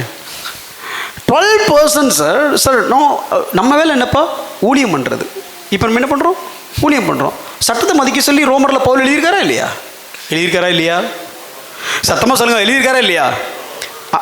யாரோ ஆமாம் எழுதியிருக்கிறாரு. But look at his response, look at what he was doing. Many times we give the excuse that here also I am doing a ministry for the 12 people, this is also ministry, and Bible says as per Romans 13 I have to respect and honor and abide to the law of the governments, so it's better that I stay here. That is what we think, but look at what this person did. He said, அவர் சொன்னார், I was not intended to preach in the open air meeting. நான் திறந்த வெளியில பிரசங்கிக்கிறதற்கு ஆயத்தமாக நான் நின்று இல்லை. I came for these 12 people. நான் இங்கு வந்தது இந்த 12 பேருக்கு பிரசங்கிக்கவே. But there is a call of God is coming to come out to preach for 250 people. ஆனால் தேவன் எனக்கு ஒரு அழைப்பு இங்கே கொடுக்கிறார், வெளியே இருக்கிற அந்த 250க்கும் அதிகமான ஜனங்களுக்கு பிரசங்கிக்க. This is not my choice. இது என்னுடைய தேர்வு அல்ல. I have got a call from God, so let me not obey man but God. தேவனிடத்திலிருந்து எனக்கு ஒரு அழைப்பு வந்திருக்கிறது, ஆகவே நான் இங்கு மனிதனை பிரியப்படுத்த கீழ்ப்படியாமல் தேவனுக்கே கீழ்ப்படிய கடமைப்பட்டிருக்கிறேன். He said this, I obeyed God and broke the law of man, let me take care of the consequences. அவர் சொன்ன காரியம், நான் தேவனுக்கு கீழ்ப்படுகிறேன், மனித கட்டளையை மீறுகிறேன், அதனால என்ன விதமான விளைவுகள் ஏற்பட்டாலும் சந்திக்க தயார். He went out the open air meet. அவர் வெளியே went out and spoke in the open air meeting. வெளியே சென்றதை திறந்த வெளியில அந்த பிரசங்கத்தை செய்தார். Got arrested. அதுக்காக கைது செய்யப்பட்டார். They put it in jail. அவரை சிறையில் அடைத்தார்கள். 46 days he has to be there in the prison. 46 நாட்கள் சிறையில் அவர் இருக்க வேண்டும். But you know what happened in the prison? ஆனா சிறையில் என்ன நடந்தது தெரியுமா? He went to the prison, the mayor come and visited him. அவர் சிறையில் இருந்தபோது அந்த நகரத்துடைய ஆணையர் மேயர் அங்க வந்து அவரை சந்திக்கிறார். He has given the tracts and the gospel to the mayor. அவர் அந்த வந்த மேயருக்கு இப்போ ட்ராக்ஸ் கொடுத்து கைப்பிரதி கொடுத்தார். And all the notable officers have come and visited him. அந்த நகரத்துடைய முக்கியமான எல்லா அதிகாரிகளும் அங்க வந்து அவரை சந்தித்தார்கள். And he has given tracts and gospel to them as well. அவர்கள் எல்லாருக்கும் கைப்பிரதியை கொடுத்து சுவிசேஷத்தையும் பிரசங்கித்தார். And he was preaching inside the prison. அது மாத்திரமல்லாமல் சிறைச்சாலைக்கு உள்ளேயும் அவர் பிரசங்கித்தார். The funny thing is, if you are preaching more than 20 outside, then you will go to the inside of the prison. இல்ல வேடிக்கையான விஷயம் என்னன்னா, வெளியே நீங்க 20 பேருக்கு அதிகமான கூட்டத்துல பிரசங்கம் பண்ணீங்கன்னா உங்களை பிடிச்சு உள்ள போட்டுருவாங்க. But he was inside the prison preaching more than 56 people. ஆனா அவர் ஏற்கனவே சிறைச்சாலைக்கு உள்ளதா இருக்கிறாரு, 56க்கும் அதிகமான ஜனங்களுக்கு பிரசங்கிக்கிறார். இப்போ எப்படி இருக்குன்னா 20 பேருக்கு பிரசங்கம் பண்ண உள்ள வந்தது போட்ட, இப்போ இங்க 56 பேருக்கு பிரசங்கம் பண்ற எங்க கொண்டு போட போற? The law is, if you preach more than 20 people, you will be brought inside the jail. But I'm already inside the jail. I'm preaching for more than 56 people. Where will you put me now? Christians are commanded to obey God at any point of time. கிறிஸ்தவர்கள் எல்லா சூழ்நிலையிலும் தேவனுக்கு கீழ்ப்படிய அழைக்கப்பட்டவர்கள். And one last thing I'll finish. கடைசி ஒரு விஷயத்தை சொல்லி முடிக்கிறேன். If in case of injustice in your workplace, what will you do? ஒருவேளை உங்க வேலை பார்க்குற இடத்துல ஒரு அநீதி நடந்துச்சுன்னா என்ன செய்வீங்க? See, first thing I said, in case of anything contradict to the word of God. முதலாவதாக என்ன சொன்னேன்? தேவனுடைய வார்த்தைக்கு முரண்பாடா வேலை செய்ய சொன்னா என்ன செய்வீங்க? If it is anything injustice. ஆனா ஒருவேளை அநீதியா இருந்துச்சுன்னா? No, if you read Daniel chapter 6 verse 7, தானியேல் 6ஆம் அதிகாரம் 7ஆம் வசனத்தை வாசிக்கும்போது they didn't check with Daniel. அவங்க தானியேல் இடத்துல கலந்து ஆலோசிக்கவே இல்லை. But they went to the king, said, "Oh, we checked with all the governors and all the officers, and you please sign the decree." ஆனா அவங்க ராஜாவின் இடத்துல எப்படி சொன்னாங்க? நாங்க எல்லா பிரதானிகளிடத்திலும் எல்லா தேசாதிபதிகளிடத்திலும் ஏற்கனவே கலந்து ஆலோசித்து விட்டோம், ஆகவே இந்த ஆணையை நீங்க இடுங்கள் என்று கையொப்பமிட சொன்னார்கள். So look at Daniel's response. ஆனா தானியேல் என்ன பதில் சொன்னார்? Knowing that there is an injustice is happening against him, he didn't go and defend and shout and fight for the rights. தனக்கு விரோதமாக அநீதியாக ஒரு காரியம் நடக்கிறது என்பதை தானியேல் அறிந்திருந்த போதும் கூட தானியேல் தன்னுடைய உரிமைக்காக போய் சண்டை போடவோ தன்னுடைய உரிமைக்காக போய் சத்தம் போடவோ அவர் செய்யல. Daniel 6:10. Daniel 6:10. When Daniel knew that the document has been signed, he just went above and prayed as he had done previously. தானியேலோ வென்றால் அந்த பத்திரத்திற்கு கையெழுத்து வைக்கப்பட்டது என்று அறிந்த போதும் கூட அவர் எப்பொழுதும் செய்கிற விதமாகவே தான் முன்பு செய்து வந்தபடியே அவர் முன்பாக முழங்கார் படிட்டு ஜெபிக்க ஆரம்பித்தார். So if you touch Daniel, you need to touch Joseph as well. நம்ம தானியேலை குறித்து பார்த்தோம்னா நிச்சயமா யோசேப்பை குறித்து பார்க்கணும். A huge injustice had happened against Joseph. மிகப்பெரிய அநீதி யோசேப்புக்கு நிகழ்ந்தது. He didn't do that mistake. அவர் அந்த தவறை செய்யவில்லை. But the lady pretended all that. ஆனால் போத்திபாரின் மனைவி எல்லா தவறை செய்ததாக போர்ட்ரே பண்ணிட்டாங்க. And she came and she told to her husband. அவங்க வந்து தன்னுடைய கணவரிடத்தில் சொல்கிறாங்க. And look at the husband's response. அங்க கணவருடைய மறு உத்தரவை பாருங்கள். Genesis 39:19. ஆதியாகமம் 39:19. As soon as his master heard the words that his wife spoke to him, he straightaway put him in the prison. No inquiry, no trials. மனைவி தன்னுடைய சொன்ன வார்த்தைகளை அவனுடைய எஜமான் கேட்டபோது அவனுக்கு கோபம் உண்டு. உடனடியாகவே அவரை சிறைச்சாலையில வைத்தார். என்ன நடந்ததுன்னு விசாரிக்கவே இல்லை. And which prison? என்ன மாதிரியான சிறைச்சாலை? Not like a normal prison. ஐயா, சாதாரண ஒரு சிறைச்சாலை அல்ல. So if somebody doing against the king and the king is putting somebody's prison in some prison, that kind of solitary confinement, that kind of prison imprisonment had happened. ஒருவர் ராஜாவுடைய கட்டளைக்கு விரோதமாக செயல்பட்டால் ராஜாவுக்கு விரோதமாக இருக்கிறவர்களை எந்த சிறைச்சாலையில் வைப்பார்களோ அப்படிப்பட்ட ஒரு தனி அறை சிறைச்சாலையிலே யோசேப்பும் வைக்கப்பட்டார். But here Joseph responds. ஆனா யோசேப்போட பதில பாருங்களேன். Never fought, சண்டை போடல, never shout, அதுக்காக கத்தவில்லை, never try to defend. தன்னுடைய உரிமைக்காக அவர் போராடவும் இல்லை. Even the slave cannot do that. ஒரு அடிமைக்கு அப்படி ஒரு வாய்ப்பும் கிடையாது. He went to the jail. அவர் சிறைச்சாலையில் இருக்கும்போது The problem is, அங்க பிரச்சனை என்னன்னா, he is not worried whether the Potiphar is with me or not. He is always focused on whether the Lord is with me or not. That's it. போத்திபாரின் மனைவி தன்னோடு இருக்கிறாங்களா? No. Whether Potiphar is on his side or not, that is not the problem. Whether the Lord is on his side or not, that is the problem. மன்னிக்கவும், போத்திபார் தனக்கு பட்சமாய் நிற்கிறாரா இல்லையா என்பது யோசேப்போட காரியம் அல்ல. தேவன் தன்னுடைய பட்சமாய் நிற்கிறாரா இல்லையா என்பதே யோசேப்புடைய ஒரே நோக்கமாய் இருந்தது. If something happening against you in the workplace, ஒருவேளை உங்களுக்கு விரோதமா நீங்க வேலை பார்க்குற அலுவலகத்தில் ஏதாவது காரியம் நடந்துச்சுன்னா ask for it. நீங்க கேட்கலாம். That's okay. That's nothing wrong. அதுல எந்த தவறும் இல்லை. But no need to fight it and get it. ஆனா சண்டை போட்டு வாங்கணும்னு அவசியம் இல்லை. No need to shout for it. அதற்காக சத்தம் போடணும்னு அவசியம் இல்லை. No need to prove it before man. மனிதருக்கு முன்பாக நிரூபிக்க வேண்டிய அவசியமும் இல்லை. It will add more pressure on you. அது உங்களுக்கு இன்னும் அதிகமாக ஒரு அழுத்தத்தை தான் கொடுக்கும். Don't try to prove yourself in front of man rather than depending on God to stand for you. மனிதருக்கு முன்பாக நாம் யார் என்று நிரூபிக்க முயற்சி செய்யாமல் தேவனுக்கு முன்பாக நிற்க அழைக்கப்பட்டிருக்கிறோம். He was in the palace, he was in the prison. சிறைச்சாலையில் இருந்தார். But still only one condition. ஆனாலும் ஒரே ஒரு நியமனம். 39th chapter 20th verse says they took him and put it in the prison. 39ஆம் அதிகாரம் 20ஆம் வசனம் சொல்கிறது அவரை சிறைச்சாலை காவலில் அடைத்தார்கள். But he was not alone when he is going to prison. ஆனா அவர் சிறைச்சாலைக்கு போகும்போது தனியா போகல. Because the next verse says அடுத்த வசனமே சொல்கிறது the Lord was with Joseph. கர்த்தரோ யோசேப்போடு இருந்தார். இவங்க கூட சண்டை போட்டு சமாதானத்தை இழந்து தேவ பிரசன்னத்தை இழக்கிறத விட இவங்க சண்டையே போடாம கர்த்தரோட இருந்துட்டோம்னா God will take care of the rest. Rather than fighting with the people, rather than fighting and losing our peace, rather than fighting and losing God's presence, it's better to go into jail and be in his presence. Bible says but the Lord was with Joseph. வேதம் சொல்கிறது கர்த்தரோ யோசேப்போடு இருந்தார். They put him in the jail where king's prisoners were there. ராஜாவுக்கு விரோதமாய் செயல்பட்டவர்கள் எந்த சிறைச்சாலை வைப்பார்களோ அங்கே யோசேப்பை வைச்சாங்க. Because he went to that prison later point of time, the king found that he has the spirit of God in him. ஆனால் இந்த சிறைச்சாலைக்கு யோசேப்பு போனது நிமித்தமாக தான் பின்னாட்களிலே ராஜா யோசேப்பு என்னும் ஒரு மனிதரை அறியதற்கான வாய்ப்பு உண்டானது. 41:38 41ஆம் அதிகாரம் 38வது வசனம். Pharaoh said to his servants, பார்வோன் தன் ஊழியக்காரரை நோக்கி, can we find a man like this in whom is the spirit of God? தேவ ஆவியை பெற்ற இந்த மனுஷனை போல வேறொருவன் உண்டோ? Where did you find that man? ஐயா, இந்த மனுஷனை எங்க கண்டுபிடிச்சீங்க? You said can we find a man? ஐயா, நீங்க சொல்றீங்க கண்டுபிடிக்க முடியுமோ? But where did you find the man? ஆனா எங்க கண்டுபிடிச்சீங்க? You find the man in the prison. அந்த மனிதனை சிறைச்சாலையிலே கண்டுபிடித்தீர்கள். But whether he is in the Potiphar's house or in the prison, it is not because of who he is, it is because of who is with him, because Lord was with him.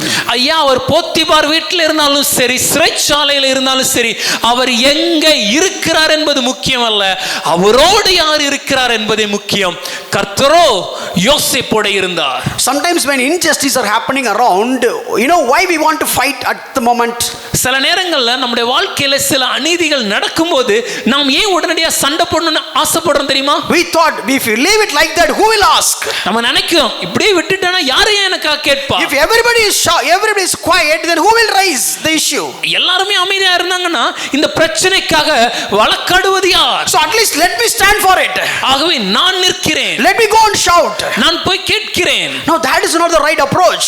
இல்லங்க அது சரியான வழி அல்ல. That is not the biblical approach. இல்ல என்றால் அது வேதத்தின்படியான So here இல்ல வழி அல்ல. Here Joseph didn't raise his voice. இங்க யோசேப்பு தனக்காக பேசவில்லை. Whether I do have justice or not, I do have the God who is the God of justice. Amen.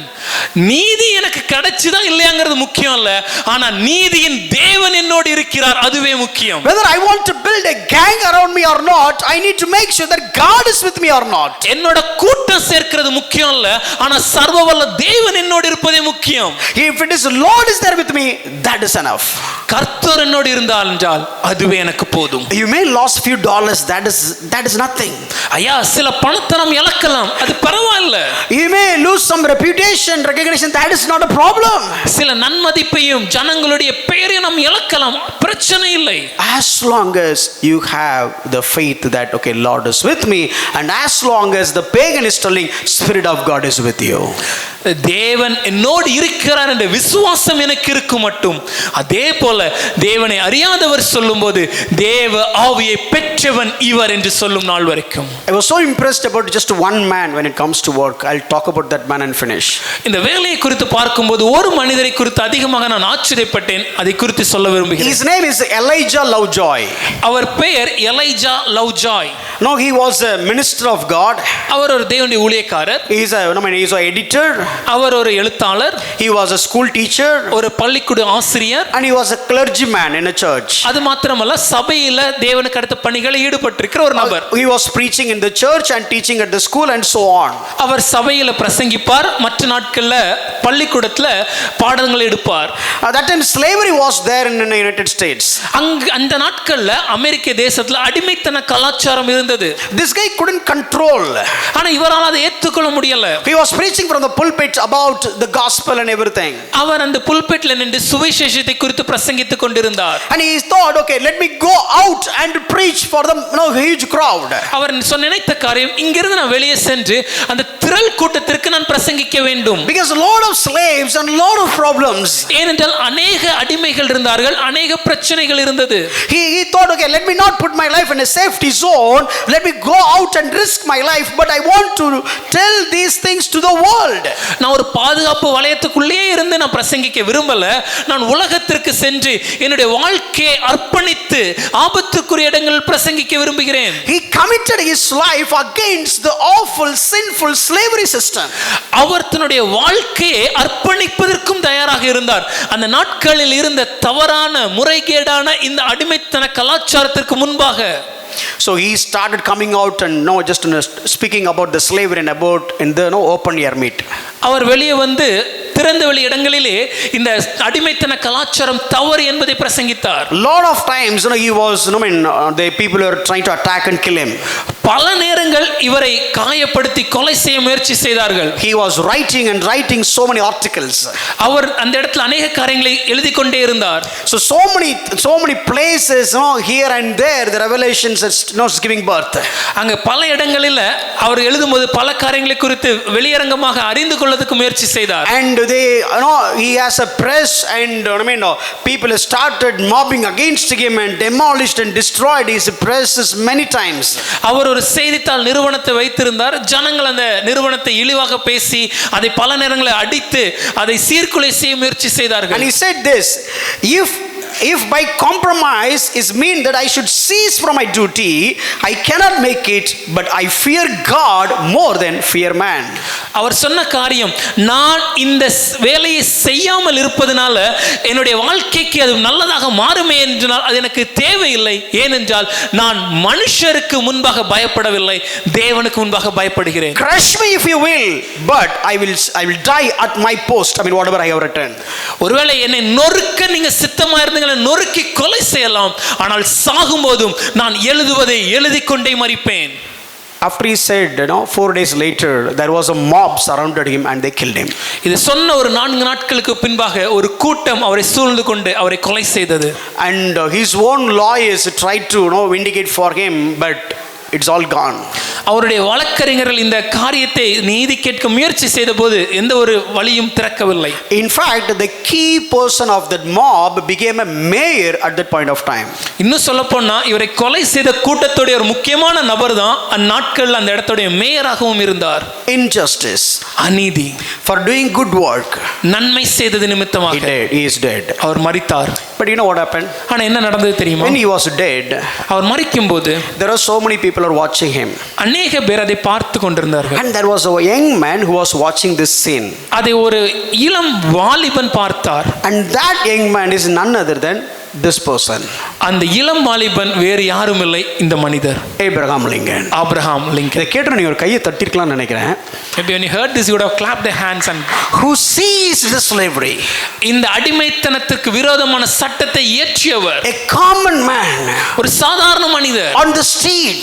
தெருவில் நிற்பார். watching an injustice murder. ஒரு அநீதியாக நடந்த ஒரு இழைத்த ஒரு மரணத்தை பார்க்க நேர்ந்ததினாலே he became the 16th president of United States. அவர் அமெரிக்க தேசத்துடைய 16ஆம் அதிபதியாக மாறி even in the US scholars ranking about the presidents, he was one among the 3 always. In fact, some surveys says he is the topmost president of United States of America. அமெரிக்க தேசத்துடைய மிகப்பெரிய எழுத்தாளர்கள் எழுதுகிற கணக்கீடுகளை பார்க்கும்போது ஆய்வறிக்கையின்படி அந்த தேசத்தின் மிக சிறந்த 3 அதிபதிகளில் எப்பொழுதுமே ஆபிரகாம் லிங்கனின் பெயர் காணப்படுகிறது. இன்னும் சொல்ல போனா ஒரு சில அறிஞர்கள் சொல்லும்போது அமெரிக்க தேசத்தின் மிக சிறந்த அதிபதியே இவர்தான் என்கிறார்கள். Maybe Elijah Lovejoy would have not known about Abraham Lincoln. ஒருவேளை எலைஜா லவ்ஜாய் அவர்களுக்கு ஆபிரகாம் லிங்கனை குறித்து தெரியாது. But God has a plan. ஆனால் தேவனுக்கு ஒரு திட்டம் இருந்தது. Even it seems like injustice for all over the world. ஒருவேளை உலகம் முழுவதும் பார்க்கும்போது அது அநீதியாக இருந்தாலும் among that injustice God has a greatest plan for the world. அந்த அநீதியின் ஊடாக தேவன் ஒரு மிகப்பெரிய திட்டத்தை இந்த உலகத்திற்கு வைத்தார். This guy was fighting for the slavery system. இந்த மனிதர் அடிமைத்தனத்துக்கு விரோதமாக பிரசங்கித்தார். and became caught up in injustice murder. அது நிமித்தமாக அநீதியாக அவர் கொல்லப்பட்டார். But from that incident, God raised Abraham Lincoln, who has removed the entire slavery. அந்த மரணத்தின் விதையிலிருந்து ஒரு துளிர் எழும்பி ஆபிரகாம் லிங்கனாக அது பலமாக மாறியது. Exactly the same thing in the life of Joseph. இதேதான் யோசேப்போட வாழ்க்கையிலும். Just because of Potiphar's wife, Joseph went to the prison. Potiphar மனைவியின் அநீதி நிமித்தமாக யோசேப்பு சிறைச்சாலை சென்றார். But it was an injustice event. அது அவருக்கு இழைக்கப்பட்ட அநீதி. But because God is with him, ஆனா தேவன் அவரோடு இருந்ததனால you know what, in few years கொஞ்ச வருஷத்திலேயே he became the head over even Potiphar. போத்திபாருக்கும் மேலாக அவர் உயர்த்தப்பட்டார். The Potiphar didn't do justice for this Joseph. Potiphar இந்த யோசேப்புக்கு நீதி செய்யவில்லை. And he did injustice to the Joseph and put him in the prison. அநீதியாக யோசேப்பை அவர் காவலில் அடைத்தார். But the same Potiphar is being fed by the governor Joseph later point of time. ஆனா அதே போத்திபாருக்கு இப்பொழுது உணவு கொடுக்கக்கூடிய ஒரு நிலைமையில அவரை உபசரிக்கக்கூடிய இடத்துல பிரதான மந்திரியாக யோசேப்பு இருக்கிறார். Two things we have studied today. ரெண்டு காரியம் கற்றுக்கொண்டோம். One is, if there is something contrary to the word of God in the workplace, what you need to do. முதலாவதாக தேவனுடைய வார்த்தைக்கு முரண்பாடாக என்னுடைய வேலையில ஏதாவது செய்ய சொன்னாங்கன்னா நான் என்ன செய்யணும்? Whether it is at the school or in a workplace or whether the business place or whatever it is, or in the social life, anything that contradict to the word of God, let me tell you, obey God than man. அது ஒரு உங்க பள்ளிக்கூடமாக இருக்கலாம், நீங்க வேலை பார்க்கிற இடமாக இருக்கலாம், நீங்கள் தொழில் செய்யும் இடமாக இருக்கலாம், இல்ல எந்த இடமாக இருந்தாலும் சரி, சமுதாயமாக இருந்தாலும் சரி, எந்த இடத்திலும் தேவனுடைய வார்த்தைக்கு விரோதமாக இருந்துச்சுன்னா அதை நாம் செய்யாமல் சரியானதை செய்ய வேண்டும். And the second one, இரண்டாவது, at any point of time if there is an injustice, எந்த சூழ்நிலையிலும் ஒரு அநீதி நேர்ந்தால் don't shout for it, அதற்காக போராடாதீர்கள். but make sure that God is with you. ஆனால் தேவன் உங்களோடு இருக்கிறார் என்பதை உணர்ந்து கொள்ளுங்கள். And you will never know, God will use that incident and God will do greater things in your life and the life of the whole world. நாம் அறியோம், ஆனால் தேவன் அந்த அநீதியினூடாகவே ஒரு மிகப்பெரிய காரியத்தை உங்க வாழ்க்கையிலும் உங்களை கொண்டு மற்ற உலகத்திற்கும் அவர் செய்ய வல்லவராயிருக்கிறார். Let's deal that next week. இன்னும் The rest of the items. அடுத்த 2 காரியங்களை அடுத்த வாரம் தியானிக்க போறோம். But let me tell you one thing before we leave. ஆனா எனக்கு செல்ல முன்னாடி ஒரு காரியத்தை சொல்ல விரும்புகிறேன். You cannot live a successful life without the power of the Holy Spirit. பரிசுத்த ஆவியின் வல்லமை இல்லாமல் உங்களால ஒரு வெற்றியுள்ள வாழ்க்கையை வாழ முடியாது. You cannot joyful. சந்தோஷமா இருக்க முடியாது. You cannot be thankful. ஸ்தோத்திரிக்க முடியாது. You cannot be humble. தாழ்மையா இருக்க முடியாது. And you cannot be successful in your work life. உங்களுடைய வேலையிலும் ஒரு வெற்றியை உங்களால் பெற முடியாது. If you are not being filled by the Holy Spirit, every area you will feel emptiness at the end of the time, at the end point of time. பரிசுத்த ஆவியின் வல்லமையினால் நீங்கள் நிரப்பப்படாவிட்டால் உங்க வாழ்க்கையின் எல்லா பகுதிகளிலும் ஒரு வெறுமையை நீங்கள் உணர்வீர்கள். Pray. ஜெபிங்க. Long for it. அதற்காக தேடுங்க. Ask for it. கேளுங்க. Don't expect some experiences or goosebumps. ஐயா, ஒரு உணர்ச்சி பெருக்கத்தினூடாக பொல்லரிக்கிற காரியங்களை எதிர்பார்க்காதீங்க. Christian life is not walk by sight, but it is called to walk by faith. கிறிஸ்தவ வாழ்க்கை என்பது தரிசித்து நடக்கிறதல்ல, காண்பித்து நடக்கிறதல்ல, விசுவாசித்து நடக்கிறது. And Bible says anything if you ask according to the will of God, it will be done to glorify the Father. வேதம் சொல்கிறது அவருடைய நாமத்தின்படி அவருடைய சித்தத்தின்படி நாம் எதை கேட்டாலும் அதை தந்து அதன் மூலமாக தேவனுடைய நாமம் மகிமைப்படுகிறது என்று. Bible is asking us, so it is a will of God to be filled by the Holy Spirit. வேதம் நமக்கு சொல்கிறது, ஆகவே இது தேவனுடைய சித்தம் பரிசுத்த ஆவியினாலே நிரம்புவது. And Bible says if you ask anything according to the will of God, he will surely do that. வேதம் இன்னொன்றையும் சொல்கிறது, அவருடைய சித்தத்தின்படி நாம் எதை கேட்டாலும் அவர் நிச்சயமாகவே செய்வார். And Christian life is walk by faith. கிறிஸ்தவ வாழ்க்கை என்பது விசுவாசித்து நடப்பது. Connect these 3 dots. இந்த 3 காரியங்களையும் ஒன்றோடு ஒன்று படுத்தி பாருங்கள். Job done. வேலை முடிஞ்சிருங்க. You know what you need to do? இப்போ நம்ம என்ன செய்யணும்? Go to the presence of God. தேவனுடைய சமூகத்திற்கு சென்று and pray. ஜெபிக்க வேண்டும். If anything is hindering between you and God, உங்களுக்கும் தேவனுக்கு இடையே ஏதேனும் தடைகள் இருக்குன்னா, because nothing can hide the face of God than your rebellious attitude and sins and so on. நம்மளுடைய பாவமும் நம்மளுடைய முரட்டாட்டான நம்ம இருதயத்தையும் தவிர மற்ற எந்த காரியமும் தேவனுக்கும் நமக்கும் இடையில் இருக்க போவதில்லை. And Bible says, வேதம் சொல்கிறது, if you confess your sin, உங்களுடைய பாவங்களை நீங்கள் அறிக்கை செய்தார், he is faithful to forgive. அவர் நமது மன்னிப்பதற்கு உண்மை உள்ளவராய் இருக்கிறார். And you just leave it. அதை அவர் மறந்து விடுகிறார். So you just go. ஆகவே நாம் சென்று and pray.